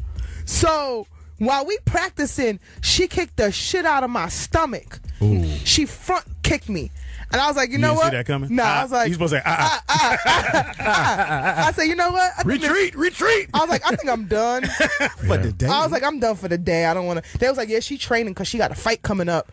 And I was Is like, she MMA? Wait a minute, could you like warn you No. before you put you in the ring with her?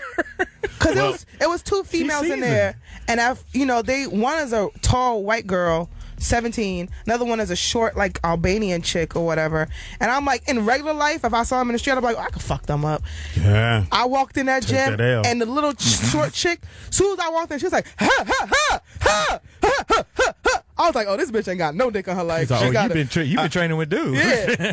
I did the boxing class, and we were boxing. We're doing the spar, and they had a dude in there that's the boxer. Mm-hmm. Mark, you took boxing, and I got to get Brooklyn in because he light skinned. He gonna take these L's. So like, I'ma I tell you know how on to that. fight. I'ma I'm tell you like, on no, you don't know how to fight. So anyway, I get in the ring, and nigga, we've been doing the bag all week and training, and the guy said, well, let's get in the ring with the Bags dude. don't move. I said, well, he know I'm new. It ain't my first day, but I'm new. Right. He thinks, no, he gonna take it easier. I'm like, all right. So you I'm trying to throw the jab, bing. I'm like, okay, and that motherfucker Lit you up 4 hits. hit me on my side. I said, oh. Is that what my liver is?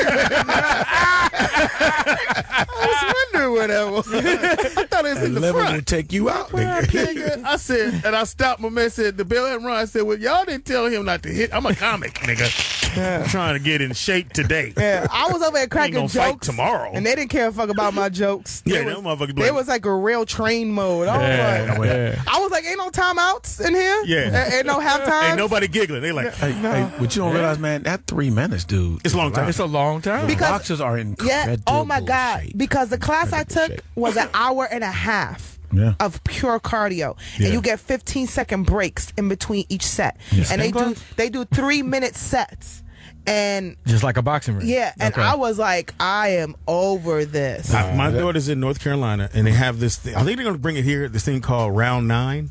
I don't know if you ever did. It's a training thing, and you go. It's 9 different stations, right, of what boxing, whatever, and it's 9 different stations that you do. And when I'm telling you, when you get to that 9th one.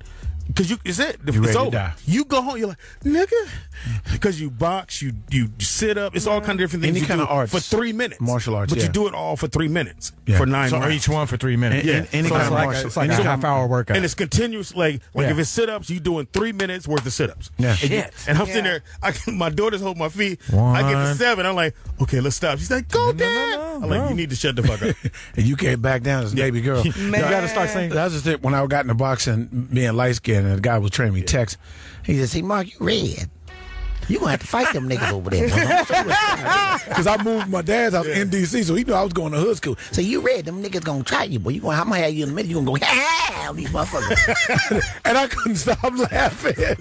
And I told Brooklyn, you're high yellow. I gotta get these boxes into you because these niggas gonna beat your ass. Yeah, so for those who want to see, I just posted a video on our Facebook page. You can see me with my hands before I pass out. Because she been putting hands on us all morning. What's up, everybody? It's your girl, Kanisha Bussa Bus, in the building. You're listening to the all-new morning show, Roll Out, on SiriusXM, the Foxxhole, Channel 96.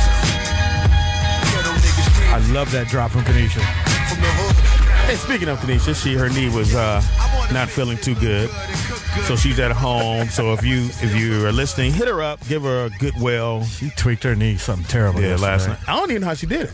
She was sitting down. I think she moved, like she probably twisted her foot. I thought I kicked her. I know, I did too. You thought, yeah, she went out. I was trying to kick Mark, but because she dropped down. Trying to kick Mark. Please don't kick me. Fuck it up. You're on the opposite sides, though. Exactly. He wasn't trying to kick me, folks. You lucky you know how to box, nigga. I don't give a fuck. I'm gonna get one. You know how to box, Mark? Yes. He yellow or red. See, what does light skin got to do with it? Because y'all get beat up. Y'all get beat up all the time. And everybody automatically assume we don't get beat up. They assume you're soft. Yeah, Thank you. We get attacked. And I looked at Brooklyn. He said, but Dad, I know how to fight. I said, no, you don't. As soon as they call you broccoli, it's over. Yeah, you crying. It's broccoli. I said it was a girl. Call me broccoli.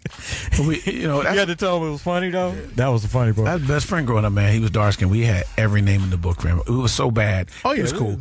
It was so bad. When we got grown, I thought about that shit. I actually apologized to him, man. You did? Yeah. You're good. Nigga, I was a my best friend. I grew up with him. zebra, a police car. I was everything that was black and white, I was. Nigga, we called him zebra, Oreo cookie, police car. Nigga, we called him police car. Cookie dough. Black and white. I've never heard of it called cookie dough. Police car. The black and white. It's black and white. Well, we used to call, if you were high yellow, 50-50 bars. 50-50, yeah. Because they 50-50. He could be red bone, high yellow. But my nigga, we called him Ben the Black Rat. Damn. Nigga, we called him Oil. We called him the movie The Car. We called him The Car. Oh shit. Grill Man. I'm glad you apologized, bro. Because you. What are these things that you speak of? I'm saying the color lines between me and one of my closest friends. Rest in power, David Williams, man, is my boy. But it was back in the day. We just talked about that shit, and I apologized to him, man. I was I'm glad you did, Mark. Would you apologize with that fucked up ass? 6'6", nigga, whipped my ass too. Oh, you didn't know how to box then. You see them? Look, you didn't know how to box then, right? Now, Lourdes. Yes. I thought when you're in the armed forces, you guys learn how to fight. You do. You learn hand to hand. Yeah, you learn hand-to-hand combat. I mean, Marines. Marines actually get more hand-to-hand combat than us, than actual Army. We just get basic hand-to-hand combat. But are you still on the point where somebody come, you can you still have your reflexes and muscle memory? Oh yeah. So you quick to move and bing, bing. Oh, I'm sorry. You didn't see the video I just posted? I don't really look at your page like that. Only when you put up the naked pic. You want me to do more than one thing? Look, only when you put up the 2-piece shots. I always, thank you. I always find a way. I don't know. And it's so weird. Like I said, I never really look at anybody's pages. I'll go on Facebook and whatever picture you post with the 2-piece, that'll pop up. Now, if you boxing or you doing push-ups, that don't it has to be in the 2-piece form. Yeah. I think I put that. Yeah, I think I put it in my trending. That's how people. That's what's trending on my page. That's how. Look at what she's wearing. Only motherfucking stomach. Look at these snacks. Yeah, that's how dudes do me on Instagram anyway. If I put on a 2-piece, easily 700 likes. Oh yeah. If I put on me actually doing some shit. Actually, that was some positive 699 of that was me. Oh, you double tap. Triple tap. And if I put something me doing something or hey, I got a show, 100 likes. I'm like, damn. Tell them you're gonna be wearing the outfit. You're gonna be wearing the 2-piece. They gotta see that. They gotta see me in an outfit on stage. So they gotta start. They gotta start putting you in the outfit on the flyer. I'm not that chick always. No, but they think you're gonna be there like that. Try it. Just see what happens. All they gotta do is get there. I am. What comedy club? That? What comedy club gonna put me on a flyer in a bathing suit? I will. It's called Speedy's Fluffy. Negative. Club Fluffy will have you. Called Alwayz Laughing. Always Laughing Comedy Club. Just fake a sign in the back of your room or something like that. Right next door to Club Fluffies. You come over there. No. And right next to I Make You Laugh. Just put a sign up in your room with a 2-piece and put Comedy Club. Right. I'm at the Comedy Club. No. You right, always. I'm gonna do that shit. I get to know love. You will be trending. Anytime I have a goal or dreams or a future on, they don't give a fuck about that. You gotta wear the 2-piece. Yeah, gotta wear. If you dream in your 2-piece, then you win it. Yeah. You a rich nigga. I could put on a bathing suit and say, either look at this picture or go see Lourdes. Maybe you'll get that would help, man. And you might get banned from Facebook doing that. You only can do it one time. They're gonna be like, delete offensive. It'll be a big show. Lourdes at the Nokia. Fill that bitch up. We get paid. And I was like, we can't do it no more. So Mark gets what, 10%? I'd give Mark 10%. But I'll say this, Lourdes. I've seen you stand up. You're funny. I don't think you should downplay your looks on stage. I know pretty girls do, because I know how, we know how some people are, but I think you should embrace, not saying you should wear just, stomachs out and whole nine, but I've seen you stand. You should do more to show you. But that's the thing, I'm comfortable like that on stage. I'm looking at you now, I think you're going to do some stand-up. I ain't. See, and this is how I'm comfortable. But bring the sexy up. I try, but when I do that, you got to understand, niggas don't listen to my jokes at all. And the women are hating. And I've put on a small heel, some cute little jeans, the rubber shoe, the tennis shoe heel. A tiny heel, because I'm clumsy. What people don't know, I'm very clumsy. Even though I play all these damn sports and I'm excellent at it, I'm super clumsy. This is why I can never be a stripper. I am super. You just fall into the pole. I'm so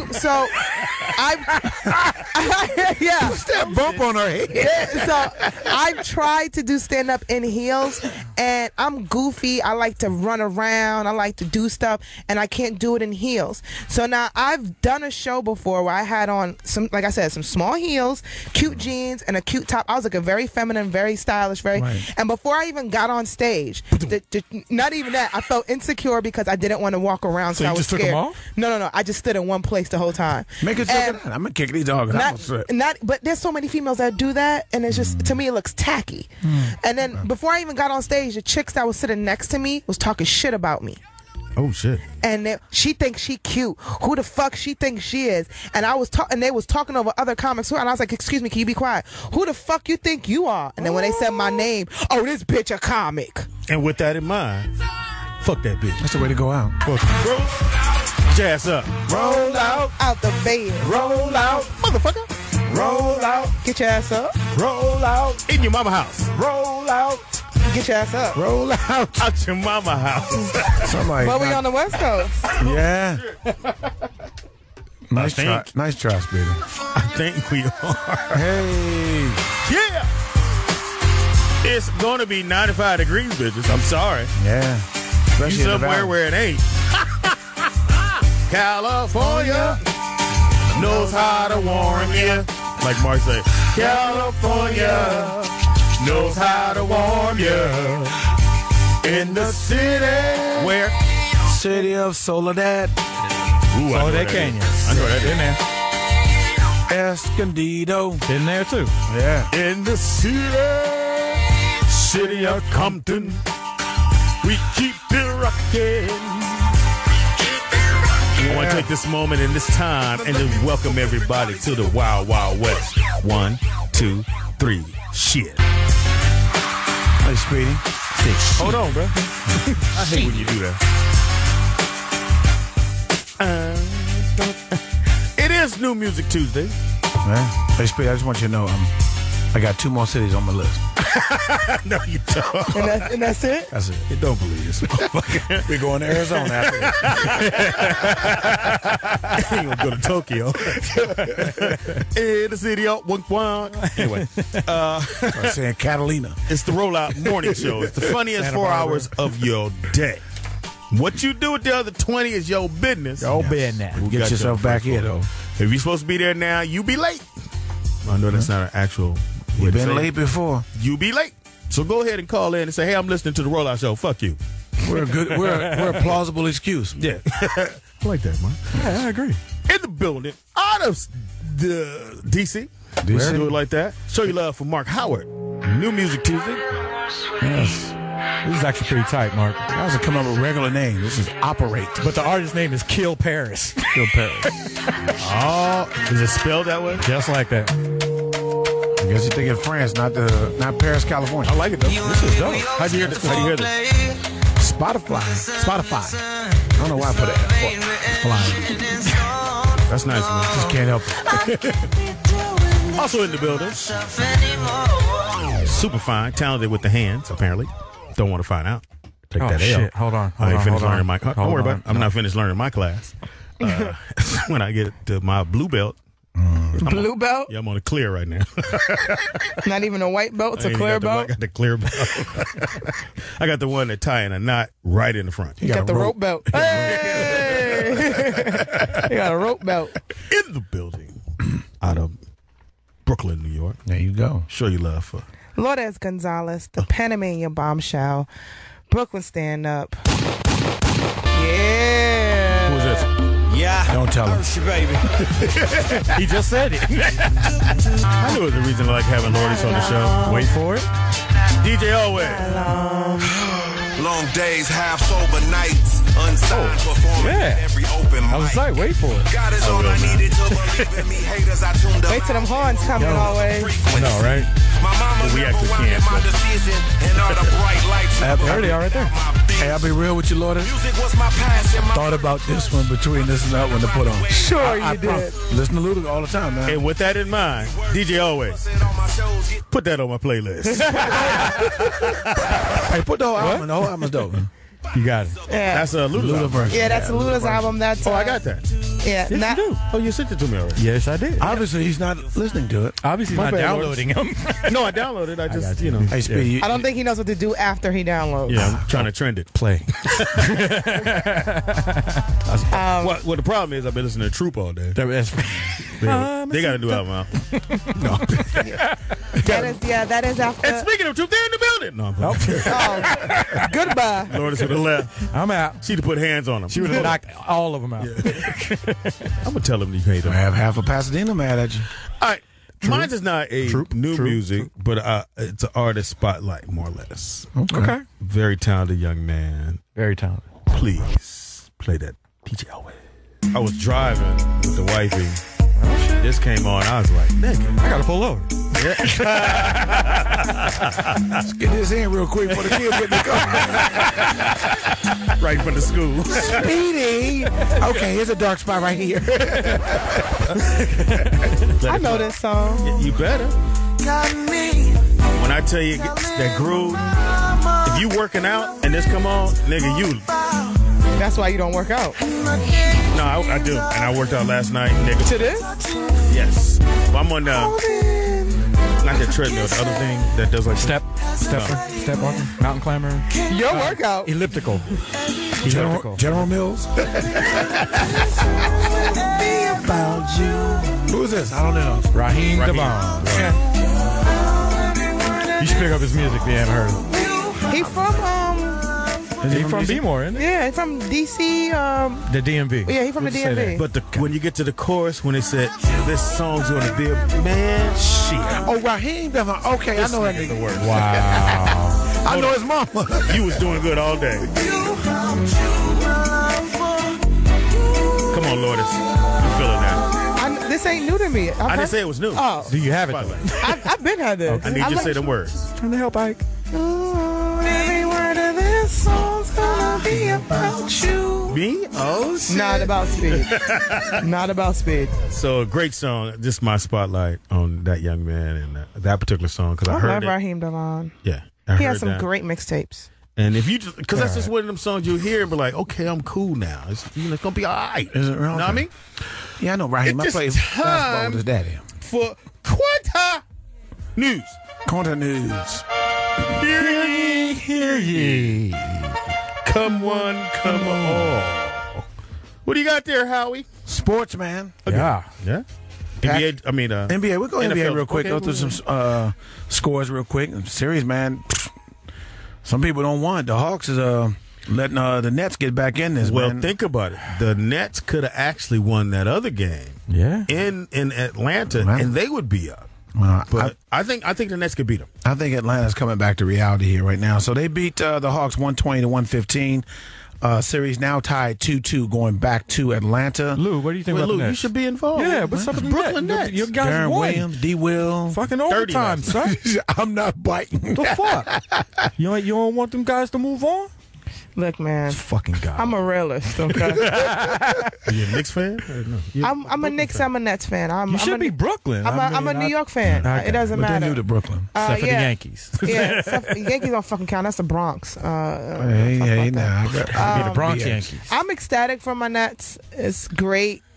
But like I said, I'm a realist. You're not drinking the Kool-Aid? It's going to be short-lived. Show me before I cheer. It's like... So let's say they get past this round. You on board?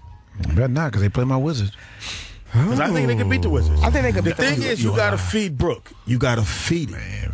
And your boy got to he got to play like that every game. Williams got to play. It ain't gonna every happen. game. Not against my Wiz. Anyway, Darren Williams did have a great game. That's what sparked that 34 points. He hadn't had a game like that in a while. He's like Chris Paul then, right? It was 2 baskets that set the tone. He came down, cross, jumper 3. Then he just came down and shot the jumper. No, even Steve Smith was like that. That's the Darren Williams I remember. Utah. Back in the day. Yeah. So, but that's pretty much, he's like Chris Paul's boat. He needs to score. He needs to score. Okay. He needs to score. He needs to be that dude. Yeah, for them to win. Effective though, even though Chris Paul hasn't scored, but he's still been effective. The Bucks are refusing to die. They went down 3-0. Man, and Chicago could not close it out at home. I need them to stretch this out. Here's the reason. I don't. Because Cleveland, your power forwards are gone for 2 weeks. Your small Good. forward is gone for 2 games. Good. So He gonna miss if 2 you games play regardless. Chicago, sometime next week, he'll only be gone a week, 2 games. I think they can still beat Chicago one of those games. I don't know who has home court. Cleveland. Cleveland's number 2 seed. Okay, so Cleveland would have home court. They could, as long as you win one of those games in Chicago, or you just win your games at home, you good. But go ahead. Cleveland's going to beat Chicago. They I got one dude. I'm so disappointed in the Bulls right now. D Rose, I was so excited to see D Rose play. I don't think it's D Rose, but no, he said in an interview the other day he felt like he let them down in the first loss that they had. He's like he felt like it was his fault, and that one, yeah. Well, he missed a play, and then he missed on defense, which gave Jared Daniels and he had a couple turnovers that was kind of crucial. So it's kind of like, come on, D Rose, like I gotta see you. I saw the game. I don't know if I put it all on D Rose. I feel like he's taking the blame because he is, at the end of the day, he's still the captain of that team. But Noah missed 2 bunnies in the paint. 2 great. I mean, like nobody on him. He missed them. It's because he need a haircut. He's not a scorer. Yo, they don't have. You know, like dudes with long hair. Nah, I mean, just like it's distracting, man. You over here worried about your scrunchie and as much as it look, he ain't no soft dude. I love that nigga because he talk most shit to more motherfuckers. Exactly. You talking all that shit and you missing buckets in the paint. He missed two bunnies in the So paint. don't say shit to me. Get your fucking blowout. So you that dude that... I got to tell you about his son at the game. But go You ahead. got a blowout? No. I tell you. The bull. Your son's sexy though. How old is your son? 3. 17. He's going to He'll be college 17 now? Saturday. So- He'll be 17 How much- Saturday. You having a party? No. You have Kenesha too.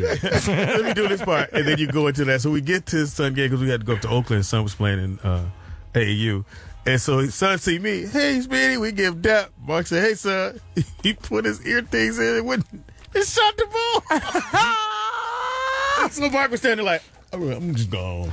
Aw, Over here. serious, Mark? You thought I didn't see that, Mark. Because he's at the age where He's at that age. Yeah. Because he's at that. I'm cool. Yeah, he's at the age where dad is dad, and dad is annoying dad. Yeah. And everybody else is cool. Yeah. And But- Speedy's not annoying. I didn't have that problem with my son, but okay. Hey.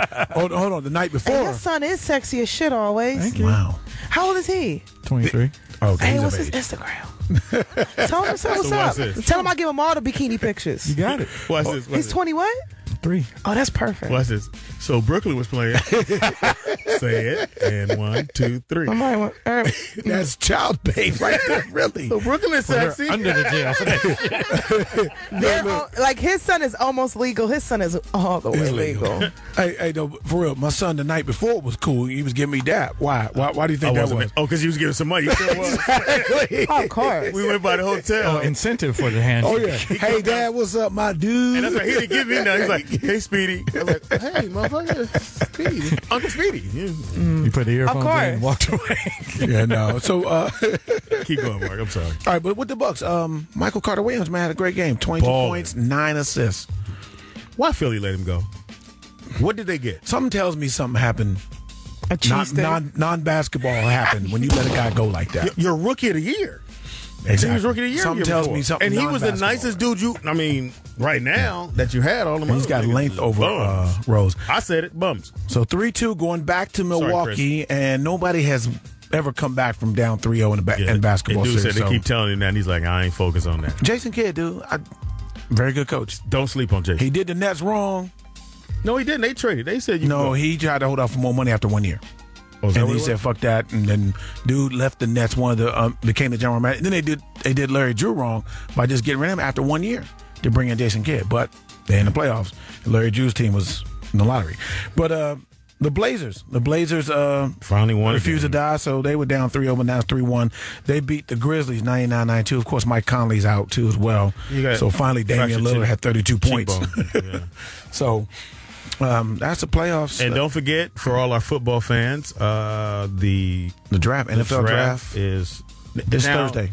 Is old boy going to be there, or is he still going to be with his grandmother? No, him and Mariota are not going. Because what it was with Jameis Winston, his grandmother, he wants his grandmother, but she can't really travel, so he wants to be with her. And Mariota wants to be with the family in Hawaii. And this is kind of like a lot of stuff where this is the first time it's left New York, it's in Chicago. So they're mad because it's like, we want to bump it up they for wanted Chicago. all that stuff, yeah. So it's hurt in that sense, but I don't know. Mariota, he should be there.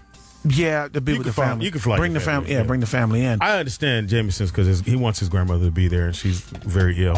Right. And I think that's very cool that he wants to spend that time with her because she doesn't have much time. So that's a beautiful thing. So don't be mad at that young man for that. And he better get chosen first or I'll beat somebody's ass. No, he'll be chosen first. They're not biting. Mariota. And as I said, the big fight is Saturday. We're not going to be there, but it's okay. Anybody want to come on? Well, actually, I have some news. Talk to me. I will actually be in Vegas on Friday. Okay. So if you are down to chill with me, I will be at the. Let me get the event right here. I want to find it. Listen, it's going down this Friday at the Hooters Hotel and Casino for the ultimate Domino League. Your story. Oh yeah. That's yeah. I'll be there hosting with the very sexy and beautiful Leanna Mendoza. It's going to be crazy. It's $25,000 cash prize. It's a car too, right? I thought you could say $25,000 to get in. No, entry is $250. $2.50? $2.50? $200. to get. So that means whoever, to get into the competition. It's the world's biggest domino tournament ever, and so you paid $250 to get in, and then you have possibility of winning 25,000. 25 G's. I mean, if you confident in your domino skills, you know. I'm nice. Oh, I don't know if I'm 250. Might see J. King down Yeah, there. you know. I just whipped your ass on the road. Oh wow. So you won't be going to this competition. It's 12 rounds of nonstop domino action. You know what I'm saying? I think Omar Gooden's going to be there. Yeah. It's going to be crazy, man. It's That's dope, man. So you guys going to be there helping out with the tournament itself, or? Yeah, we'll be hosting. Basically, keeping the event light and fluffy and airy, and you might as well extend it. I might as well get you into Fox's party Saturday night. Yeah, that'd be cool. Be there. I ain't gonna be there. You gonna wear the two-piece? Hilarious. I'm gonna have to. Johnny Mac like, Speedy, let's just drive down and go to the party. I was like, nigga, do you know how much traffic is gonna be? Like, when are you gonna leave? I think I leave Thursday evening. Smart woman. Okay, yeah. Okay, you should be able to sneak in and sneak out. So. Well, Pacquiao are driving in today, right? Or you talked to him? I DJ all about that. No, that was the big thing that and they got all these people following him into Vegas from his wherever he's training at. And speaking of the fight in Vegas, once again, Lourdes will be there at Hooters. The Hooters. It's only one. Yeah. Okay, that one. Well, it's not really on the strip, but it's the one next to the MGM, right? Yeah, right. That's right. Yeah, it's right down the street. Hooters Hotel and Casino. It's the domino tournament. It's going to be crazy. 32 players compete. $25,000 in cash and prizes. And yeah, it's from 2 p.m. to 12 a.m. So this Friday, it's going to be crazy, man. I'm going to be there. Come kick it with me. Somewhere to go online. You know, we'll post that to our webpage, speedyandfriends.net. So you can get all the information if you want to play or if you just want to go see Lourdes. And walk up to Lourdes. Don't. Okay, let me let you guys in. Don't walk up to me. And don't scare her. Don't hug her. Don't do any of that shit because the PTSD, what's it called? PTSD. Will kick in and you'll be on the ground. And then, you'll be the story we talk about on Monday. So you don't want that. Just be 10 feet away and say, roll out. Yeah, there you go. I'll hear y'all chuck a deuce up at you. And if she wants you, she'll invite you into her space. Yes, please don't. If you don't get the signal to come into the space. Too many people. I'm trying to think of some people I don't like and tell them to go run up and give you a hug.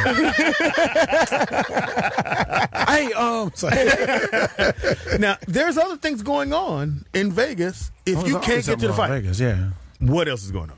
I mean, but there's concerts. I mean, the shows that's going on. The show's going to be there. But the typical things that are there, the Jackson, I guess, one. And Mariah's stuff like that. Mariah Carey, yeah, she's singing over there. Mariah's singing? Yeah, no, she's there like posted up for like a few years. She's doing a casino, yeah. Yeah, she's Caesars, if I'm not mistaken, right? But that's not the story. But I still figure we segue to that. Whoa. Oh, that's crazy. Why would she do that? News. So basically, Mariah Carey tears apart Nick Cannon and says he's broke and alone. Well, he do have a show. I don't know how broke he could be. So basically, in her new song Infinity, she dropped that she absolutely tears Nick Cannon apart. Some of the lyrics are talking about you're mad. Could it be that you just lost the best you've ever had? His fame, boy, you acting so corny like Fritos. Wouldn't have none of that without me though. And this money. Is it a lack of ice that got you so cold? Have you ever felt this on your own? Why are you trying to play like you're so grown? Everything you own, boy, you still owe. Who wrote it? A third grader? It sound like Nicki Minaj. Sound like a woman scorned. That's what it sound like. Lourdes wrote sound like my ex-wife. That's crazy. Shit. I don't know, because the other day on Instagram I saw that I think it was for Easter, her and Nick were with the kids they were doing an Easter egg hunt, and it was all happy. It wasn't yesterday. Easter. Yesterday? Yeah. That's crazy, man. Keep your personal life off of fucking Instagram, man. Unless And just like, this also is what's trending. Sorry, just to backtrack. Okay. Dame Dash has been outing out Rachel Roy on Instagram, saying that she's using his child support money to buy bags and shoes and all types of car services, and basically using the child support money not for child support. And he wrote this on his Instagram, and his 13-year-old daughter came on his Instagram and commented and said, "Really, Dad? Are you serious?" So she's commenting like, which is the daughter of the mom that's getting the money. Yeah, Not yeah, daughter. that's their daughter, and she's like, "Are you serious, Dad? Like, what are you doing?" Right. So basically now she's like, you know, stop doing this in public. Like, it's embarrassing. I'm gonna beat my ass now. Yeah, no, it's super embarrassing and it's so tacky. Not that it's amount, and I just want to keep it real because I have to pay too.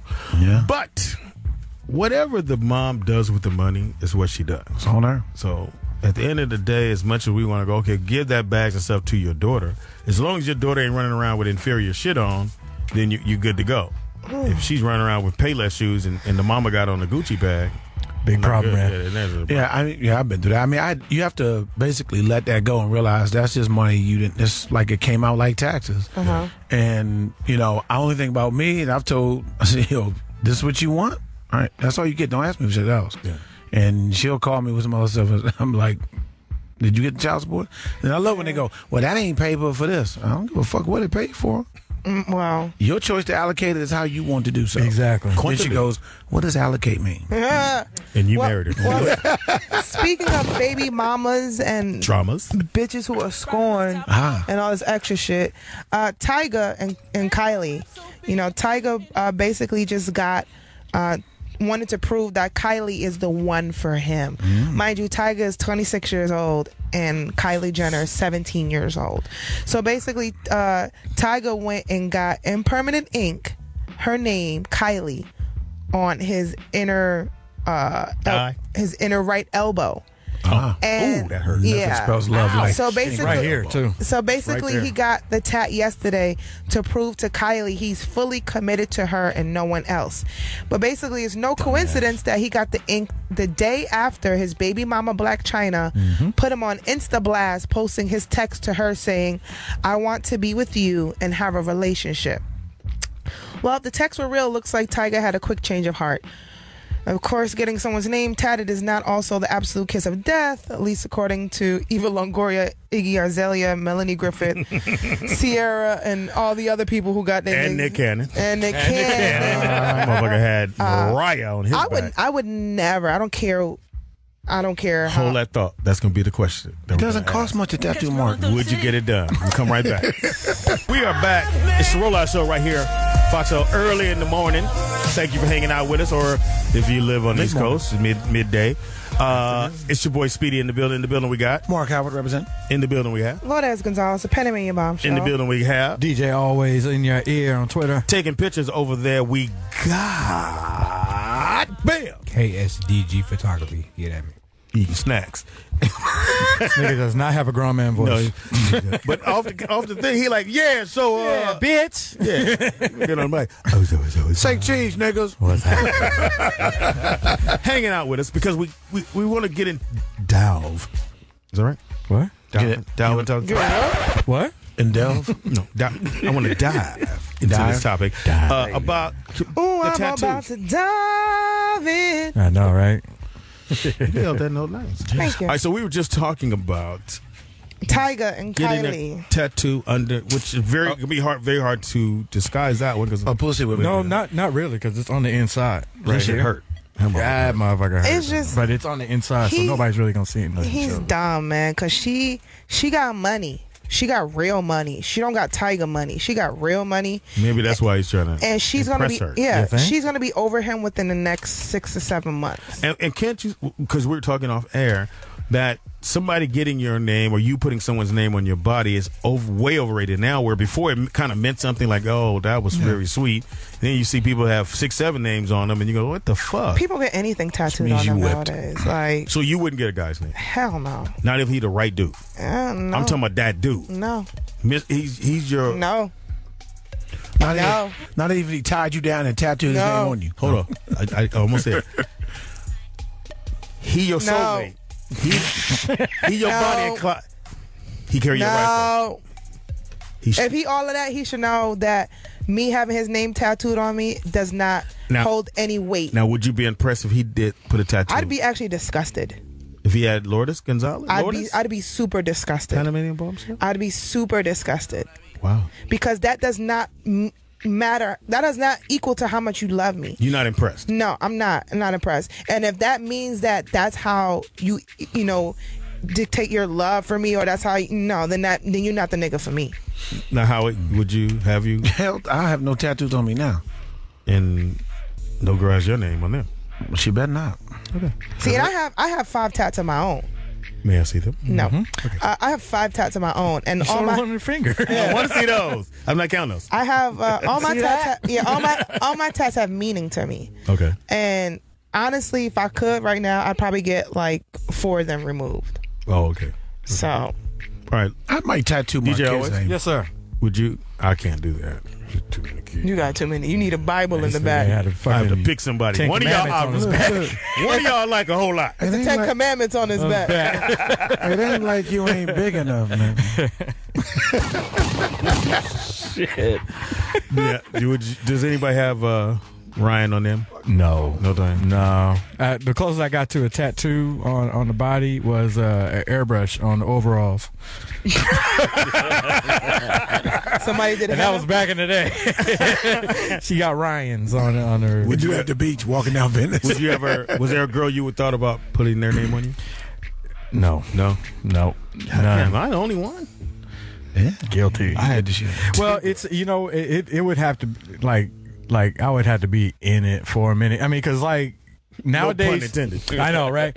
But nowadays you can get them covered up, and there's such great artists that can cover them up. Yeah. So like you can get rid of. I it had 2 quick. girls do tats for me. I didn't. You have it? One. I have one, but it's very small.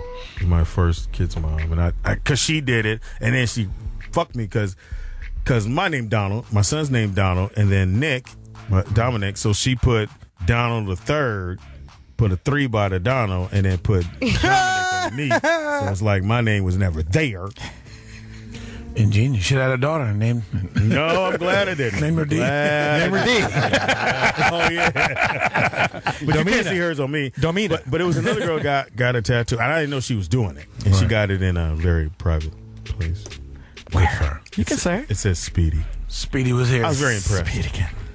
Can't cover that. Speedy was in and out. She got married, and that's there. So Exactly. when he go down there every time. Look, Also, it's down. He changed his name to Speedy. That's my nickname. I'm named Speedy. I just don't see the importance of it. And with that in mind, our intern, well, we can call you intern. So it'll be Rich Dude. That's what heck is it? Checker man. Yeah, you have a big ass dude tattoo on your neck, but now you told us the reason why you have a dude tattoo on your neck. Did you fell in love with him? First of all, it's a nerd, but anyway, it's a dude. It's still a dude. The reason why I put it there is because I had originally my ex-wife's name there, and that was probably one of the Jatan, and that was probably one of the dumbest things. Jahan.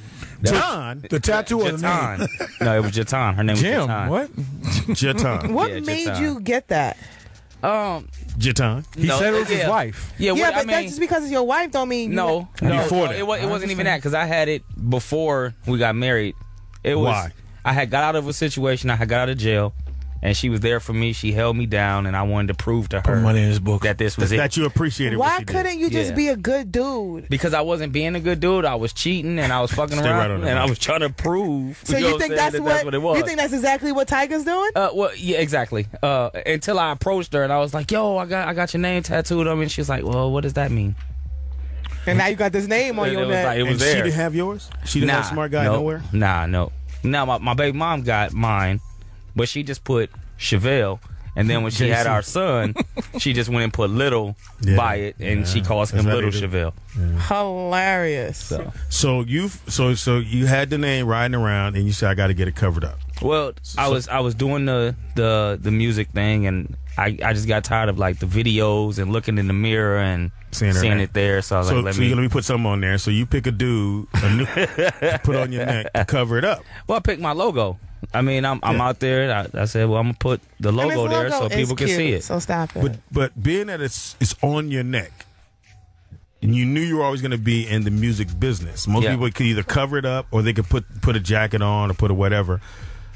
How do you get past when people walk up, or if you go in a business setting and you have this giant tattoo on your neck and on a chin? The crazy thing is that I have it, and when I first got it, my manager at the time was like, "Oh, it's gonna be this bad thing," we got more love from people walking up like, yo, that's dope.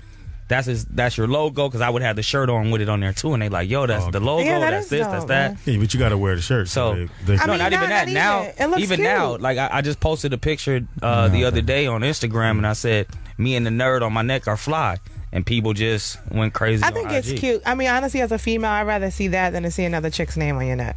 Yeah. Because even if as a rapper, I'd have been like, who the fuck is this bitch? Like, crazy thing though, I had a chick I was dealing with who actually was turned on that I had my ex-wife's name on my neck. She ratchet. Like she would suck it and put hickeys. She ratchet.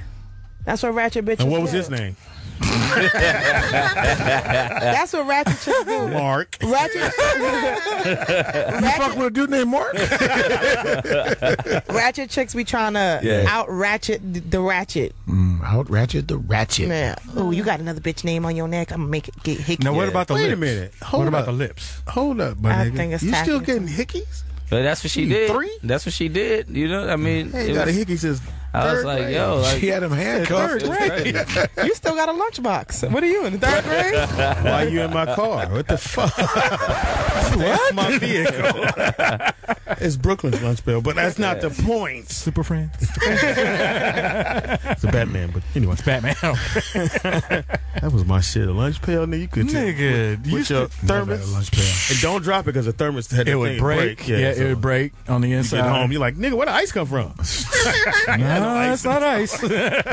I mean, I see a lot of my friends who got their man's name on them, and they Different guy's name? yeah, then they break up, and then now you got this nigga name on you. Now you got to get Now- creative Yeah. to cover it. Everybody don't have a logo, you know. I see. Inspiration to have a logo. Yeah, I see chicks who try to take a name and turn it into a rose, and you see the name and the thorns. Like, what is? Now, because I share everything with y'all. I don't know why. I just fucking do. think you the shit. My wife covered up her kid's dad's name, but it wasn't his name. It was a little peanut dude.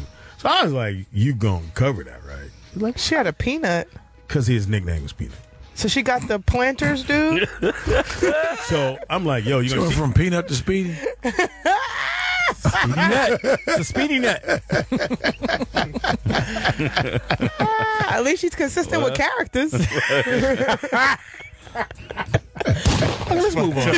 Apparently, I'm not gonna get my story out. You share shit, nigga.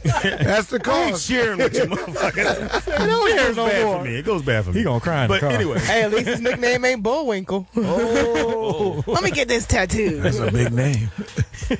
So anyway, so she has it covered up. So, but at first it was like she said, "Well, why? Because I'm not with him. What doesn't matter? And it doesn't have his name." I said, "But seriously, you got Shit was your jealous. I mean, did you cover up the one you got? you can't see it." What did you get again? I mean, but she knows you got it, right? Kid's mom's Name? But where is it? right here On And your she can't- heart? And she can't see it? How'd you- because I have hair. He lying. It's on his inner thigh. So she's never like searched your body and seen it? No, you can't see it. He don't take his shirt off. Yeah, I really don't take my shirt off. How can you leave your shirt on in the shower? And it was done so long ago. It was I guess some different kind of ink, and it started to fade. So it's you really Not because it you want me means to you show had a lot of friction. That You want me means to like show when you? you got fat, you got skinny, you got fat, you got. So you You can't- can see that. No, you can't. Yes, you She can. know you got Start it. with Like an taco A. meat. Speedy starting to decay. He started We're gonna come back. It's the Rollout Show. Don't move. Foxxhole Radio. So it's the Rollout Show right here. Just letting Alwayz just feel a little bit because he always complains about not being able to DJ. I like Man, that I song. want to play music too. Yeah, whatever. I like that song. You won't be here tomorrow. We're in the lair and hanging out here with us in the lair. Very talented comedian. Please put your hands together for Miss Heather McDonald. Oh, thank you. I love that. You know what's coming Thank you next. so much. Do you know Ronald? Oh my God, I wish. You know, when I was a little kid and of course being made fun of, is your dad Ronald McDonald? Yeah. I told my mom that and she goes, just tell him that your dad owns McDonald's. You know, I was like in the 1st grade. Yeah. So I said, you know, by the way, my dad owns McDonald's and when we have hot lunch, because we went to Catholic school, so we didn't have a cafeteria, he actually donates all those burgers. And so everybody was like, wow, that's so cool. And then a couple weeks later, a smart aleck kid came to school and was like, my dad says it's a franchise. You can't own all the McDonald's. I was like, okay, whatever. Whatever. Just don't be mean. Dad was like trying to. This is a franchise. It was like trying to make sure their son stay a bully. Yeah. Stay a bully. Go back. He went home bragging. Those burgers are not hers. Exactly. I can't tease her anymore, Dad. Insane. Very talented comedian. Your stand-up show, they said it was the #1 show on Showtime. Yeah. Yes. It's great. That's you know, hot. when you start doing stand-up, that's always kind of the big aspiration. Like, what would your special be like? And so I was really thrilled to have taped it last year. Where'd you do it? I did it at the El Portal Theater in North Hollywood on Linkersham. A lot of specials have been taped there. Oh, yeah, it's like a perfect 400-person theater. Right. So Nice it's like, and tight. It's tight and it feels big. And so we did 2 shows. So if I flubbed some words, we had which I always do. But yeah, it was great. But I'm from LA. I'm from Woodland Get outta Hills. here. Yeah, born and raised in Woodland Hills. Valley, hello. I'm full on Catholic school girl. So don't get a hard on. So So my kids go to the same Catholic school I went to. Hilarious. Right now, yeah. Are they Is anybody there from? Oh yeah, lots of people, lots of alum. The principal is a teacher I know. My stepdaughter goes to the all-girl high school I went to. I was just there last night. Wow. And this little girl goes, "Are you Heather McDonald?" I said, "Yeah, didn't you know I went here?" And she goes, "No." And I'm like, "Fuck this school. Why are they not bragging about like their most illustrious alumna? It's like, come on." Heather, you got to put in a big contribution. You know how that goes. I did just do career day for my son though, and he's 6th, 7th, and 8th grade, and he said to me, I said, "Now, do you want me to do it? Because I'm going to embarrass you." And he's like, "No, it's good that you're doing it." I'm like, "Why?" He's in the 6th grade. He goes, "Well, because 3 8th grade girls started to talk to him and say, 'Is your mom doing it?'" So I was like, "All right, well, if I can help you get laid, that's what it's about. That's what it's about." Every mother's dream. I need a mom like that. We were talking about tattoos Right. and getting them, and I noticed, because there's a lot of skin showing, that you don't have any. I have no tattoos. Are you married? I am married. I've been married. It'll be 15 years in May. Wow. Oh, congratulations. Yes. Anyway. And he has no tats either. I don't and believe What y'all waiting on? Y'all don't know if y'all serious yet? Look, I'm not against tattoos. There's ones, I like that all the girls get the under the tit with like an inspirational I like those saying. too. I like side cleavage, under tit cleavage. I Yes. think that's the new thing. I have one there. I think that's kind of sexy when it's like a letter, like a small thing, or a little like. I think sometimes it can look really Okay, good. I like that. And then it's kind of sexy when a guy is like fit and has like a whole arm. Like I'm not against it. Did you see the guy that got his baby's face? Yes. On his, oh my God. On his face? On his face. And I'm like, and it's the worst thing I've ever seen. And no, I don't think I think people should not get names of anybody that are alive. Wow. Okay. Because that way, if someone dies, and you get their name, they're never going to disappoint you. Yes. They're not going to fuck you over from heaven. So that's why you don't do your kids until they die. Until they die. I don't know what my kid's going to be like. I mean, it's like, come on, I'm doing my best, but if they're assholes at 25, I'm done. And then he becomes a serial killer, and you got him on your I don't shoulder. know. You don't know. Your son is Sirhan Sirhan. Yeah, so I think that's like a smart way to go. And then, but I told my kids, of course, I don't want my sons to get some chick's name written on them. So if they're going to get a tattoo, I want them to be really... And I said, you got to be careful about tattoos because sometimes you like something and sometimes you don't. I go, remember when you were really into Dora the Explorer. Now say you get Dora the Explorer on your back, you've got the creepy squirrel, the backpack, the whole thing. Swiper, no swiper. And now we've got, the Little League team over and we're having a swim party and you have to take off your shirt.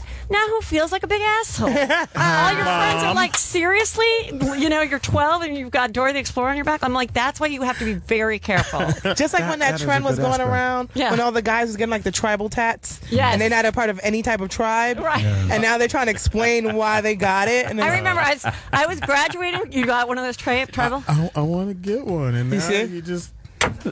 What tribe do you belong to? Well, I remember when I was graduating from USC, the Greek system was a big deal. Right. And literally, like 2 days before graduation, this guy was a Kappa Sig, And he goes, look what I got. A big tattoo on his shoulders. He's graduating in 2 days. Yeah. I'm like, of your fraternity? You know, like, come on. You know, next thing you know, they're up for rape or getting thrown off the road. I'm like, really? What am I canvassing? On a bus talking about yeah, racism. like, what? Come on. Like, go to your fraternity. Heather, you are hilarious. All right, so how did you're a dying piece pretty much. How did you get involved with doing stand-up? How did that come? You know, so growing up, when you grow up in the area, in LA, you always know somebody has an agent, or you know, it would be like, oh, my friend's on this made-for-TV movie. Like we knew people, and so I didn't really want to pursue. I wasn't a drama major in anything at SC because I was so jaded. Like 6-year-old kids will be like, yeah, well, a lot of pilots don't get picked up, sugar. Good luck. You know, like people are just negative about it, and I was like, oh my God, my parents are paying for this, you know, education. I don't want to be like a waitress, you know, at 30 or whatever. So I didn't really pursue it. But then when I was in college, like my favorite thing to do was to reenact the night at the sorority house, like the morning after. Okay. And then people would come down, Thursday was our big party night, so people would come down Fridays and go, oh my God, did we miss Heather's, you know, recap of what happened? And I was like, how do I make this a career? Like, this is what I want to do. I just want to like do, and then it took about a year after that before I started doing the groundlings, and then I literally took a learning annex class on how to be a stand-up at like a one-nighter at the Ramada Inn in Santa Monica. And then I finally got how you can set up stories to make strangers laugh, because I was always like, yeah, I can make the teachers laugh and I can make my friends laugh, but if they don't know who I'm talking about, how do you? And then I was like, okay, so then I like took the cheesy class, but that was good because then I had like an actual show and a deadline. You know, everybody says they want to do it, and sometimes I say, you know, I don't know about just going out on some random open mic night, because it may be so. You have to have kind of a bit of a good first experience if you ever want to do it again. So invite your friends, practice your shit. You know, and then when you get good, don't invite your friends. Oh yeah, because then they turn into assholes when you get funny. He was alright. Oh, they tell you, oh, you should have did this joke. Oh, you know how you should do this joke. Shut the fuck up, all right? Yeah. So earlier they was clowning me because when I go do stand up, I'm very comfortable. Yeah. Sometimes like now. I'm like this. Right. I wear my sneakers. I do my hats. If I'm really, you know, feeling lavish, I'll put on some like eyelashes and jazz it up a bit. But I'm not the one who wears heels on stage. Right. I've seen you on stage. You look completely gorgeous. Do you feel that there's a stigma for female comedians that we have to either downplay our look or either be super sexy? I think you just have to be who you are. Thank you. And how you feel most comfortable. Because when I first started in the 90s, it was all that awful grunge look. Like, that was the worst time for fashion. And everybody was like very, you know, Sarah Silverman was hot then, and she's beautiful. She doesn't need any makeup, but she was very, you know, tennis shoes and, you know, very casual. And so then I would, but that wasn't me, you know, but I thought that's what everybody was looking for. That's who was making deals and having an agent. And I think you just have to totally feel the way you feel most comfortable, you know? And so whatever that is, like what you would wear when you're just going out with your friends. I mean, you know. Yeah, because I tried to wear heels on stage the other day, and it was horrible. She fell. We'll come right back and talk about how she fell. And you're special. We're back. It's the Rollout Show. Heather McDonald's in the building. She has McDonald's for everybody here. Eat later. She has a franchise. Her dad hooked us up. Heather McDonald, comic. Doing it now, Chelsea, lately. You wrote and was on it, right? Yes, I wrote. Yes. Yeah, I wrote on it. How was that? It was great. It was there from the beginning, and it was just so great. I mean, honestly, you know, I asked her for the job. I knew she had a show coming up. I wanted to, like, I was a mom, and, you know, I was like, I want a steady gig back in the business. And so the gig was for 13 weeks, and I thought, okay, I have to have the nanny for full time, and then after that, the show will be canceled, and I'll do something else. But at least I'll have a credit. That's really what I thought, which is the way you should think, because then, when surprisingly, you know, it went on for so long, and it's so fun. So good. You was amazing on the show, first of all. Oh, thank you. I was so happy to see like female comics like really doing it, not just saying, oh, we're comedians around. You guys are really doing it. You gave so much hope to aspiring female comics, like, I could do this. This is possible. And I love that too. And a lot of times people say, oh, you know, is it hard being a female comic and everything? And I said, you know what's great about the guys that are in their 20s now is they don't see us, I don't think they do, as black, white, female, male. Like, they'll just go to who's ever funny. And I noticed it at the clubs. Like, I've had straight bachelor parties come to my show before they hit the strip club. I'm like, I'm not going to strip for you, but I'm like, really, me? Like, you saw what was happening in the town, and you guys chose to come see me.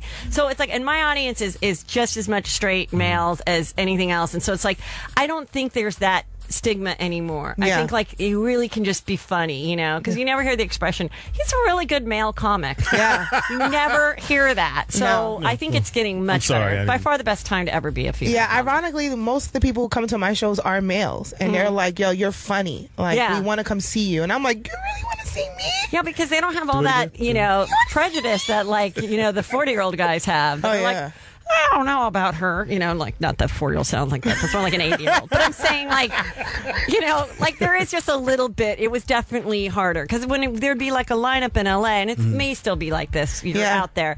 If there's 10 people, when I was there, it would always be all white guys, one black guy, and one girl. Yeah, every time. And then the way they and that was hard, I'm just tired of being introduced as next comes to the stage a female comedian. Are you guys ready for a woman? Yeah. Are you ready for a female? Okay, let me stop you there, because I do more hosting than I do headlining. Even though I love the headline as well, but I love to host. I only say that if we've had 4 or 5 guys go up, and I go, it's time for a change. Let's bring one of the ladies up. Yeah, but you don't understand how it changes the energy, because so I should say, show your hand. Just be like, this next comic, there you go, did this, and this. I think she's hilarious. Show her some respect.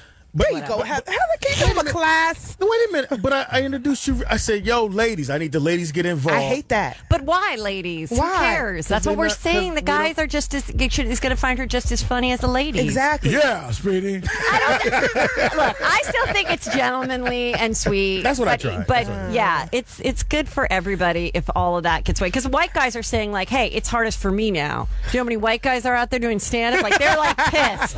So it's like, we just have to even just let the funny rise to the top. And if it's ever funny, doesn't matter what you are. Exactly. Can I say on that, especially as being a female? Not joke. I said you're a female. I said with Lourdes. I said Lourdes is very attractive, and I said when I meet attractive women, say I'm gonna do stand up. I would say, look, it's gonna be hard, or don't do it because you're too good looking. Because the women are gonna hate on you, and then the guys can't laugh because they with the women. But I do think, like you said, be yourself. Present, how you wear yourself, but also would you say as far as your material needs to go to where you look and represent yourself? Would you agree with that? Yes, but I do, and tell me if I'm wrong, I do find a lot of female comics, young or greener female comics that I see, it's all about being an alcoholic slut. Yeah. And I really feel like if you can write more interesting stuff, like talk about your family, talk about whatever, you had a lame job at the Gap, let me hear about the bitch manager. Like tell me something else besides like, well, I slept with a homeless guy. No, you didn't. And the thing about dicks, it's like I don't act out a blowjob. Don't lean over the thing that you're getting fucked in the ass. Hold on now. Hold on. No. This is serious. I can say this, right? Yes, but no, I'd like to see that. No, I'm a big fan. I literally did a female show. Yeah. And when I say I was like the 5th comic. Right. The first 4 I don't like doing all female shows because of that.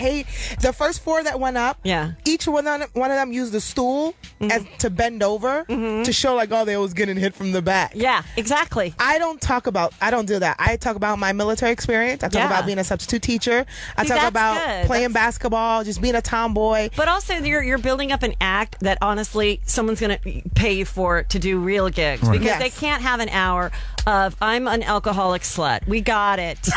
I just want to meet that's Mark said. That's Mark. I like all female shows at the strip club. Yeah. So tell us your next, where you're going to be next, and how people can follow you. Hold on, before you leave, I just no. You want to stick around? Oh, sure. I mean, I can stay. My next thing is not for like an hour. Okay, stay. So we got an hour with her. We got to stay. So don't move. Okay. Hold that question. Yeah. We'll go to break, and we're going to bring in another guest. Okay. We're going to really have some fun. All right. Cool. Share some of this McDonald's. It's the Rollout Show. We got to hear that because my guests are here. Give it to me. It's raining, honey. Takes time to get it, but you're going to love this. Watch this. What's happening? This Big Trade E from the East Siders. And if you ain't banging the morning show, you going to fuck around and get chased. Damn. Scared everybody in the building. I love that. Heather was like, oh my God. Does he have a warrant? I want him to chase me, He sounds like he has warrants and arrests and priors. Yeah. He did. That's why he's going to chase you. It's the Rollout Show right here on the Foxxhole. It's the top of the hour, and if you're late, just stay in the car and listen up. Fuck it. Yeah, man, it's over. You're late. I look ugly. Don't get fired. Maybe at McDonald's or some shit. We're in the lair. Just play on words. Anyway, we're in the lair here, and we have the very beautiful, I must say, the outfit. Thank you. It's a romper. It's very hot for the spring season. Mark has the same one. We have comes in a 3X. We have Miss Heather McDonald. Yes, looking super fine. And joining us, he would know what a layer is, right? He would know what a layer is. Robin Lourdes is in the building. Yes, Robin Lourdes Taylor. Well, I think Robin Lourdes is just you stop right there. It's like Lord. And how do you follow that? Is Lord literally your middle name? That is my middle name. Yeah, totally. That was my great grandmother's maiden name. You are so not what I expected. First of all, now I want to know what you from expect. Gotham. I was he's from Gotham. From Gotham, a TV show. Oswald Copperpot. I expected Penguin. I was like, oh snap. He's like devious. I could turn it out for you if you want. No, that's creepy. That's gonna be creepy. Hey, stab her real quick. Because are you you sound like very happy and the check clear. That's right. What do I have to be sad about? Best time of my life. And I'm sitting there looking at you. I said, I know wherever you go, people are like, that's him, motherfucker. That's him. And they're chasing you down. You're like, okay, kids, please. This is all very new. This whole year has just been insane. Yeah. And well, this hair color too. It's very easy. Because you're really a blonde, right? Yeah, totally. Blonde. Do you have to do your eyebrows a little bit too, or are those your natural? These are my natural eyebrows. Dark, yeah. But they don't want to dye them because then I'll look like scary. Liza Minnelli or something. Not that Liza looks funny. No, she looks great. But wait, don't get me wrong. Did they offer to you? Did you have to audition? I had to audition. And in the audition, did they say, "Would you dye your hair black"? No, they did because they didn't tell me anything about the project at the audition. Oh, okay. I didn't even know what it was. Because they didn't want it to get fake out. Scene. They didn't want to get out. It was a fake scene. And what was the scene? The scene was the character I was going in for. Okay, let's do it like this. Just basically, we're gonna do it right now. Yeah. And action. He's giving no prep. Totally Give me the check. No, it was like a scene where I was just basically threatening some guy, by saying my people had taken his daughter hostage and he had to do something for it. It was like in the world of the show, but it wasn't from the script. Right. So you were caught off guard when they called you and said you got it. I mean, yeah. I mean, at that point, I came out here to do the callback, and then I had met, so at that point I had read the script and I knew what I was getting into. And so then did they say, will you dye your hair? They never really asked. You just went to makeup and they're like, here's some... I got cast. Yeah. We didn't talk about the hair or anything. Yeah. And then I went for my first fitting and that's when the costume designer, she was like, has anyone talked to you about your hair? And I was like, no. And she was like, yeah, we're talking about maybe dyeing it. And I was like, whatever, I don't care. Oh my God, I would dye my hair in a hot second. Oh yeah, I was a series regular. Oh my God. Yeah, he would grow his hair. I would shave my head. I really would. I'd shave half for it to be like a huge part like that. Yeah. Yeah, I would shave ball. Yeah, why the hell not? It's gonna grow back. Exactly, totally. It's gonna grow back, and it would be like a cool experience, and it'd be like but I wouldn't get any dates at that time. It was like I'm gonna be on this cool show, but I'm gonna be lonely as shit. See, then I would have a reason to wear a wig, and that's the one thing I'm really jealous of Real Housewives of Atlanta is that we've come so far, but as white women, I can't wear wigs. I cannot wear. If I chose a wig, if I wore a wig right now, you would think I was suffering from cancer or that I needed to be 5150. That is like Britney Spears kind of shit. When a white girl wears a wig, it's fucking. She's lost. Doesn't Kim on the show? Kim had it. She had her own line. I know, and she's crazy. Yes, it comes with the wig. She did say 5150. Was like, I don't want to blow out my hair. I'm just gonna look like a China doll today. Like a black woman has that ability to just go, I'm gonna rock this little China haircut, and tomorrow I'm gonna be a redhead. And everyone's like, you look hot, girl. But we don't have that right. They say what again? Oh, we've come so far. No, we haven't. No, we haven't. You look hot, girl. Do it again. You look hot, girl. Oh, where'd you get that wig? Where'd you get that wig? In public. In public, totally fine, completely acceptable. Go ahead, Mark. Now, Rob, I'm a big fan of the show. I do watch. I'm a Batman guy, so I love it there. So I would say the funniest part with you dealing with Jim Gordon when he was supposed to kill you and he got rid of you. Yeah. I mean, it was so funny because, like I said, he said that it's a breakout role for you, as far as in television. So congratulations on that kind of love. Yeah, thank you so much. The part with you when you were supposed to look, go in the water, don't come back. And then a couple of days later, he comes back. Hey, Jim. And his look was like, this motherfucker. Yeah, right. Totally. It was like you could just see his like face drop. Like, what did I do? Yeah, Yes. and it's amazing. Yeah, like who like he was like instrumental in creating the Penguin character. Right. Yeah. Like, and then all of the ensuing chaos that happens. Right. It's all Because it's a great portrayal of where Gotham was before Batman. It takes Bruce Wayne as a little kid when his parents got killed. For those that don't know. And basically, you see your family as being Oswald Cobblepot, and your mom, you're very close to your mom and everything like that. Yeah. She's funny. A little too close. Exactly. This little creepy close.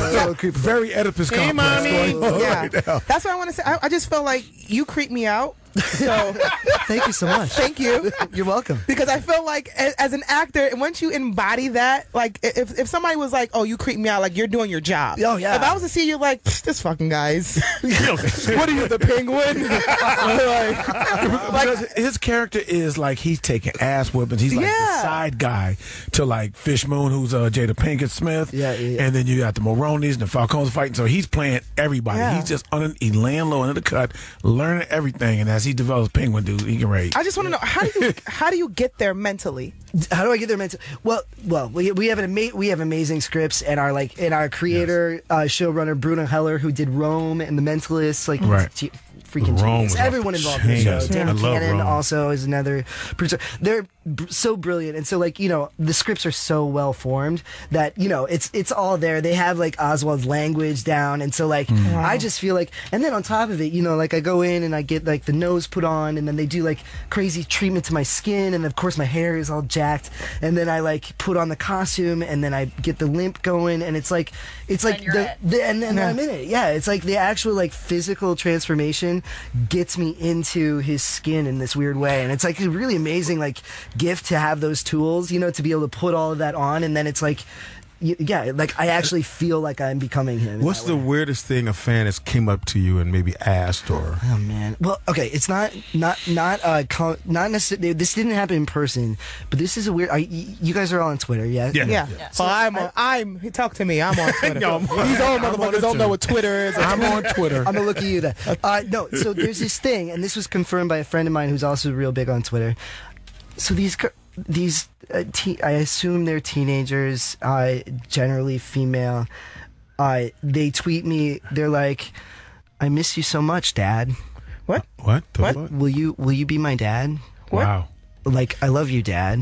What? Freak me out. Wow. Like, I was like, this is what the hell is happening? Daddy issues to the 10th hour. You think? And they And want so- someone to Or be are they daddy? just trying to get a response, or is this a trend that's happening on Twitter? Apparently, it's like a trend because my friend Billy Eichner is a comedian, and he's huge on Twitter. And I asked him about it. He was like, "I get it all the time," and like and it's like this weird thing. And so like this girl would not stop. And it's also like on my Instagram too. Like you're like, "Hi, Dad, I miss you, Dad." They want a response. They want a response. I feel that's what it is, but the response she got was a block. Yes. So I blocked I her. was going to say you have to do that. That's the best thing you can do when someone writes something mean. It just block them right away. Yeah, it's like and you have so many great people writing you and complimenting you, and you can't help. It's our nature to focus on the one person. Yeah. That's like Absolutely. See, Robin, my Tell problem. her your daddy's gone for cigarettes. Yes. Never coming back. See, my problem. I have 8 kids, and those are my kids. They're looking for They're me the at ones the time. tweeting you. Hey, Dad, I miss you, Dad.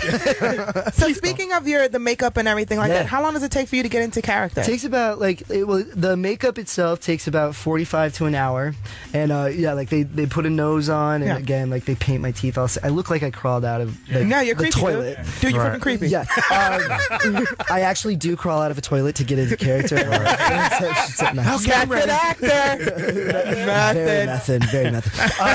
But so that takes like a 45 to an hour, and then the hair takes like another half hour to 45, and then you get dressed, and I get dressed. So that's so sad because I take longer than that. And you're just doing voiceover. You and every other Kardashian. That was just to come to do this radio show. Wow. Oh, you look Go ahead. I just wanted to know, has Danny DeVito reached out to you? Not directly, but he and Carol are super close because they both did Taxi together back in the day. Yes. Yeah. They've stayed in contact. Like Carol's like basically their kid's aunt. Like she's very close. And Carol to plays his mom. And Carol plays my mom. And Carol came to set one day, and she was like, "You won't believe who I had dinner with last night." She talks in character, like even outside. It's amazing.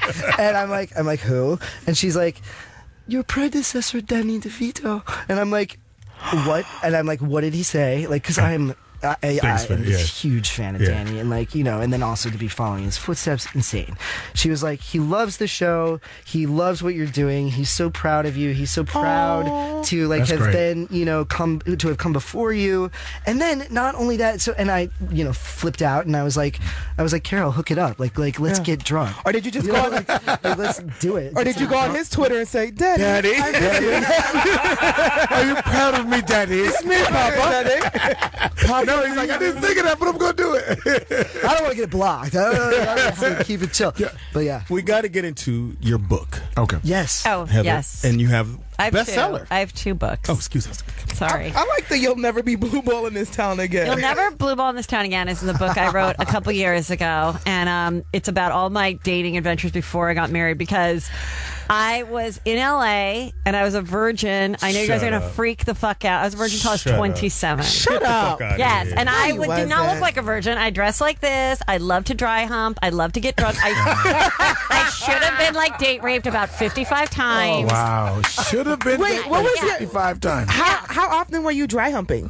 That was my favorite. times? I still ask my husband if we can dry hump, and he's like, no. But and only in the shower. It's like, so I'd go on lots of dates because they you know, but then I would never get like a third date because the guy was like, you know, forget this. Yeah. But so I just had a lot of really funny stories about dating. I dated a lot of different types of guys because I wasn't in relationships. I really had real dating stories to tell, and I felt like everybody was coming out with stories of like, you know, all the people they slept with, and I'm like, I have just as funny stories that just don't include sleep with penetration. Yeah. Oh. So that's where I came up with that. And also because I loved all those books from the 90s that were like, you'll never have lunch in this town, eat lunch in this town again. You'll never make love in this town again, about the hookers. And like, I just, Yeah. So See, I tried to dry hump it in work. And that's why I have kids hit me on Twitter going, Papa, see, you dry hump the wrong way. Something came out. It's liquid. Yeah, it's supposed to be dry. Wet hump. Yeah. I think it's a wet hump. Don't move. We'll be right back in the building.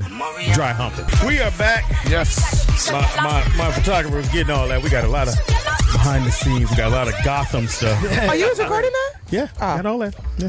Yeah. Best stuff is when you don't know you're being recorded. You don't record. In the building we have Mark Howard. In the building we have Lourdes Gonzales. In the building. Heather McDonald. Yeah, in the building. Robin Lloyd Taylor. Yeah. You have such a cool name. Thanks, man. Yeah, are you related to the department stores? I hope so. Lord and Taylor. Lord and if you were Lord and Taylor and I was of the McDonald fortune, we would not have to be at this radio show. Thank you for slumming. Wait, where are you from? Where are you from originally? I'm from Iowa originally. Shut up. I am. So I know you go home, it's rock star. Well, I go home and I tend to like become a hermit. Like I just go to my parents' house, and they live in the middle of nowhere, so you know, it's not like you're really out and about. But yeah, like it's been pretty. So you'll see the paparazzi coming, like, Mom, they're coming. Yeah, I know. You see the like dust. the dust cloud like a mile away. So at 18, you left Iowa. And you left Iowa, went to Northwestern in Chicago. Oh, that's a great school. Was there and then you studied theater? Yep. And then after that, I went right to New York. Yeah, that's great. Okay. Yeah. And Northwestern's Now you said you do voices. What voices? What are your? I just do some impressions and stuff in my act. Okay, well, my favorite is Drew Barrymore. Oh, please do that. Oh my God, I'm sorry. I'm totally dorking out being next to you right now. I watch Gotham. It's an incredible show. And I just have to say, it's like I'm incredibly blessed just to be here and to expose my children to what it's like to be in this universe. She has to express it in the face down. Oh my God. She automatically tilted her face to the right. Oh my God.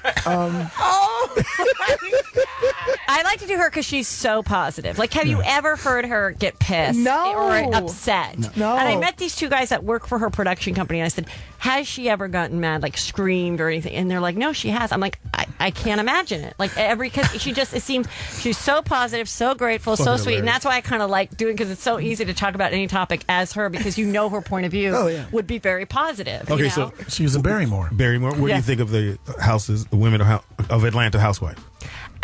Actually, I feel sorry for them because here are 5 incredibly strong, gorgeous, black, African-American women. I shouldn't say black, I apologize. African-American women. And instead of embracing their sisterhood. They fight with each other, and I'm embarrassed to say I watch it, and I love it. We are doing this shit wrong. We are doing this shit wrong. Oh shit, Drew is here. I saw you look, Heather, like, anyway, bitch. She's been stalking me. Robin, I'm going to ask you one more thing with the fucking hilarious character Penguin. Yeah. I know basically the thing is you have a limp and you get mad because people say you look like a penguin. Yeah, right. And that's what sets you off.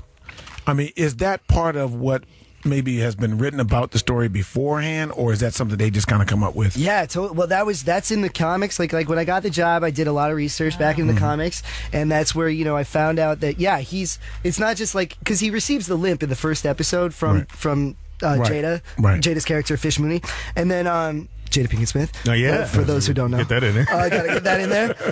But you mean Jaden's mom? I mean Will's wife. No. But yeah, but his entire life, that's where I learned. His entire life, he's been called Penguin, right? And he was bullied mercilessly as a kid. You tell that, and that just really feeds into his ambition and his desire to not be a powerless person anymore. I mean, he's been he's been treated like less than his entire life, and been told he'll never be anything. He also comes from an immigrant family too, so that plays into it as well. Right. So that's all part of the characterization. Has there ever been a point in time where you forgot to throw the limp in? Yes. And it was the worst day of my freaking life. So we have people on set who whose job is to look at everything that's on screen, and so one of they're called the script supervisor. She comes up to me, and this is our third episode. So she comes up to me, and in the second episode I had forgotten it a couple times, but the script supervisor caught it, and they were like, when we did it again, she was like, remember to limp. And I was like, got it. So we had a different script supervisor in this episode. She comes up to me at the beginning of the day. She was like, Ashley, the other script supervisor, told me all about that. Sometimes you forget it. Don't worry. I'm on top of it. And I was like, awesome. And so then we are shooting in Chinatown. It's when Oswald comes back to Gotham City. We have a bus, extras. It's like July in Chinatown, so it's just insane. Hot as heck. Hot as egg roll? Yeah. Too soon. So you could so anyway, the bus pulls up, I walk off the bus pulls away, I look around, and then I walk off into the city. We shoot that. We get it done. I get back to they move on. They move the camera. I go back to wherever I was sitting, and I was like, fuck, I forgot to limp. Totally forgot. Freaked out. I was like, go back to the woman and who's sitting next to the director, and I was like, where were you? You told me. I forgot to limp. What happened? And she was like, she made up some excuse. The director was like, it's okay. We're gonna cut around it anyway. It's fine. And then at that point, the girl who was my wardrobe assistant, Kyle, she comes up to me and she was like, what if we put something in your shoe to help you remember? Yeah. I was gonna say and it's like an old totally. A limp every time. So and then to this day, I have a bottle cap taped inside my right shoe, and it's kind of an acting. But we found out what happened. If that doesn't work, I also box, so I can fuck your knee up. Oh, let's go. Yeah, okay. And then it's a win-win for both. I could be on set with you, get my credits. Yeah, it's all about getting credits. And we can have keep that limp permanent. Let's do it. Or we can have you an Emmy. We're gonna get an Emmy. Where's my publicist? Or we could have Drew Barrymore remind me. Oh yeah. Drew. Oh my God. You did incredible in that scene, and it brought tears to my eyes, and I don't normally get emotional. I'm so embarrassed to say this because I'm so blessed to be directing this episode.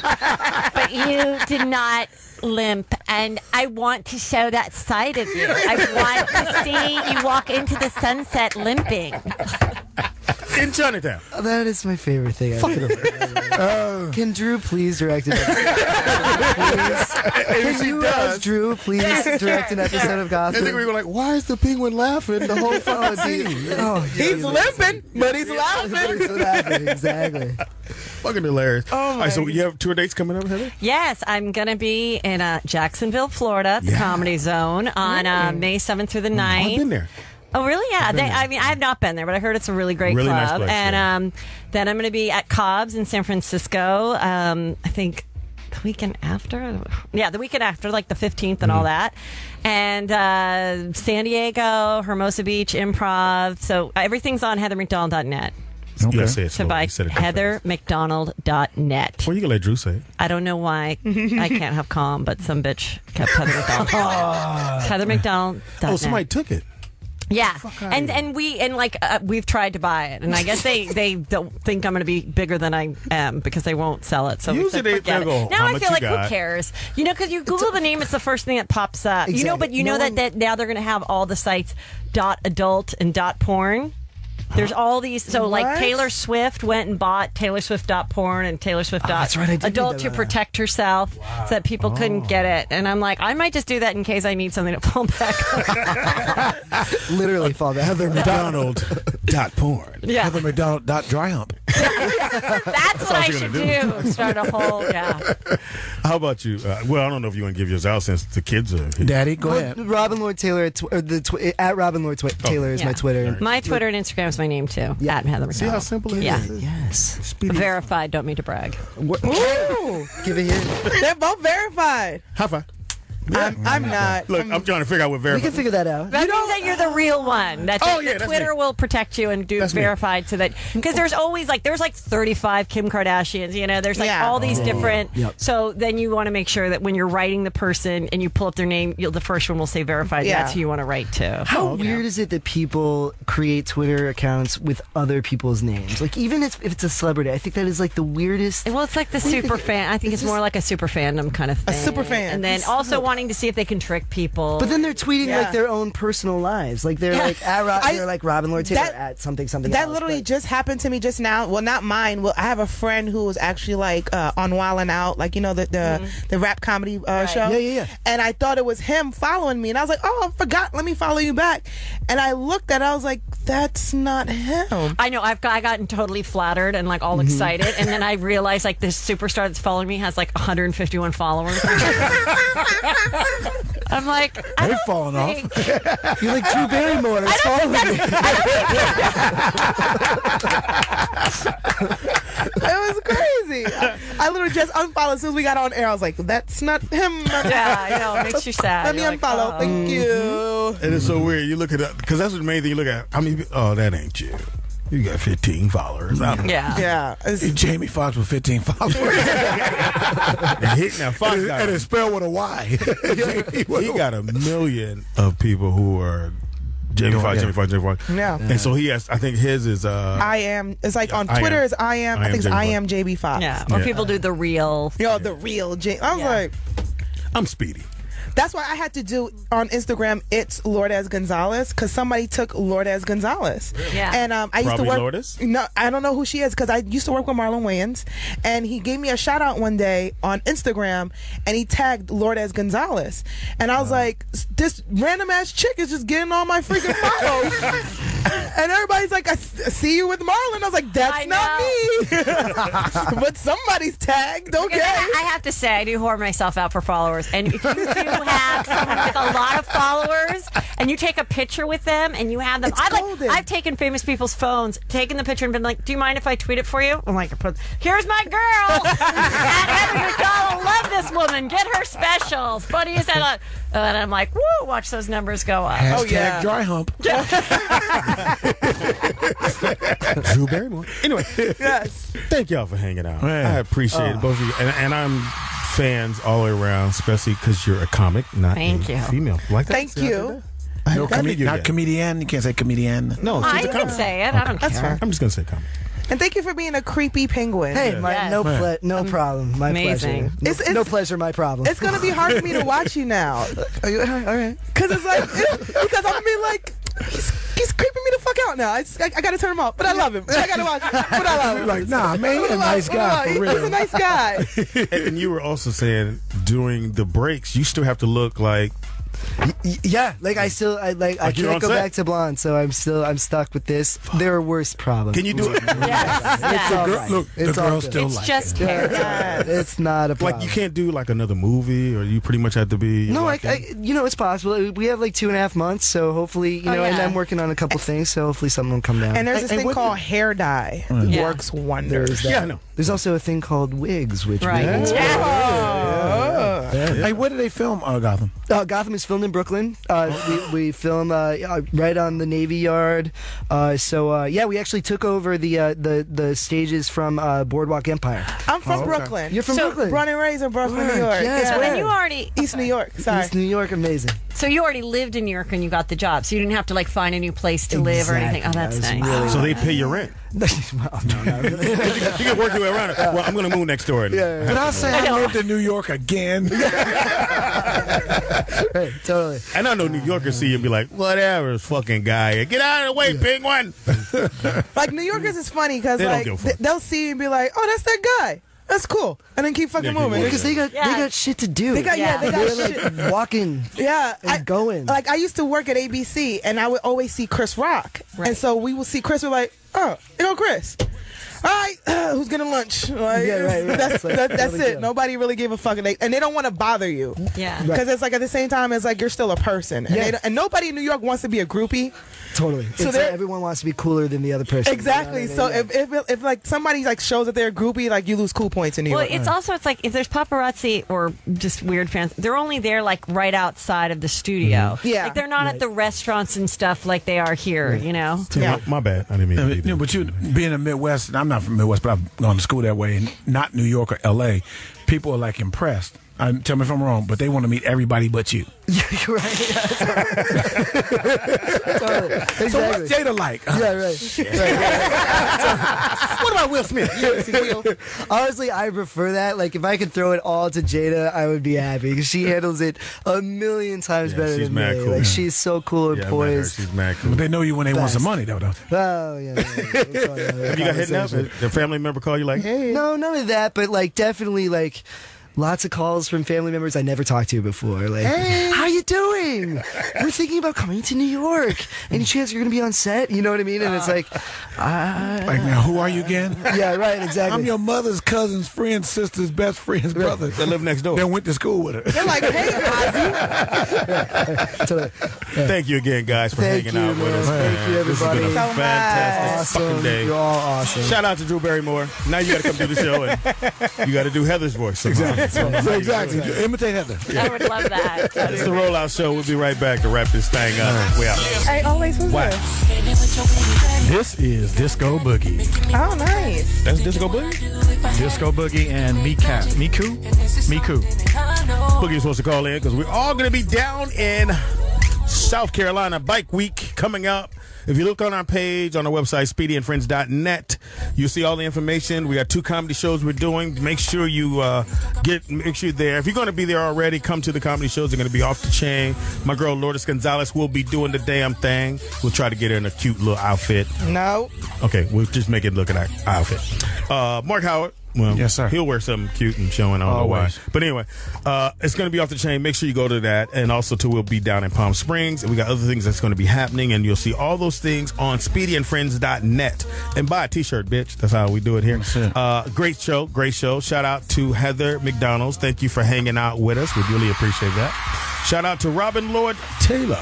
I love his hanging name. out with us. Yeah, you had to be somebody with that name. You can't go to jail with that. That's a bad You can't stay in Iowa with that name. Lord Taylor. Lord Taylor. Lord Taylor. Robin Lord Taylor. RLT. That's a direct name. Okay. Mark Howard. Hey, comedian Mark Howard. Follow me on or like me on Facebook. Pick follow one, me man. on follow me on Twitter, comedian Mark Howard, and I Make You Laugh 1 on Instagram. Lourdes. You can catch me and thank you for coming too. I really appreciate you. You're welcome. Yeah, I heard the show before I got here. I was like, they need me. Shots fired. We do. Shout out on Instagram. You can catch me. It's Lourdes Gonzales. On Facebook, it's Lourdes Gonzales. On Twitter, LOU Gonzales. And don't forget, this Friday I will be in Vegas at the Hooters Hotel and Casino for the Domino tournament. Come through, hang out with me. I'm gonna be there all freaking day. It's gonna be crazy. Yes, please do that. Go ahead, brother. Loud. This is Salon, KSDG Photography. Holla at me, Instagram, Facebook, all that. You want to contact me for photos, hit me up, ksdgphotography@gmail. Little enthusiasm. You have to be behind the camera because you have no enthusiasm. DJ always in your ear on Twitter or always on Instagram. If you want to send in your throwback jam for Thursday, please hit me up at alwaysr9@gmail.com. Yeah, and it's Speedy is funny on everything. That's Speedy IZ funny on everything. And on Facebook, it's Comedienne Speedy. Also, too, I will be at the Barstow Revolution, located at 750 East Main Street in Barstow, California, on May 9th. May 9th, I'm there headlining. Gonna destroy the room as usual. Halfway to Vegas. Yeah, come on out. And if you say the word Lourdes Gonzales, it's in Halfway Barstow. to Vegas. What? I'll be what? I said, if you say the word Lourdes Gonzales, you get in free. Boom. Aw, they don't remember. That's too many words. Okay, if you say Lolo. Lulu. Lulu. Oh, that's what I wanted. No, you should challenge him. Make him say Lourdes Gonzales. There you go. Say 2 P's. Right, one person at the fucking show. One that paid, the other one that couldn't pay. So I'll be in Barstow. And one Mexican. If you live in Barstow and you have the service, definitely do that, man. And come on, check out the show. I'll be announcing this all week long. Oh, nice. It's going to be off the chain.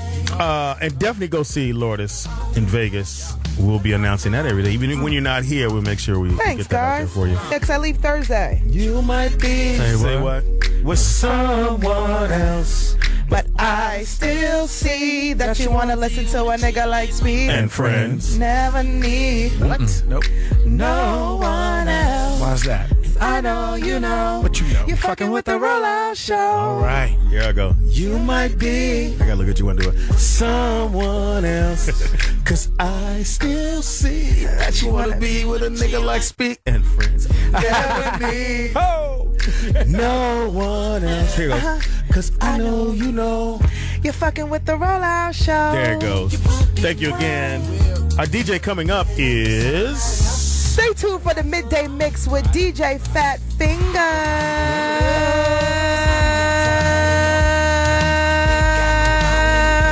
All right, Bill Withers. A lovely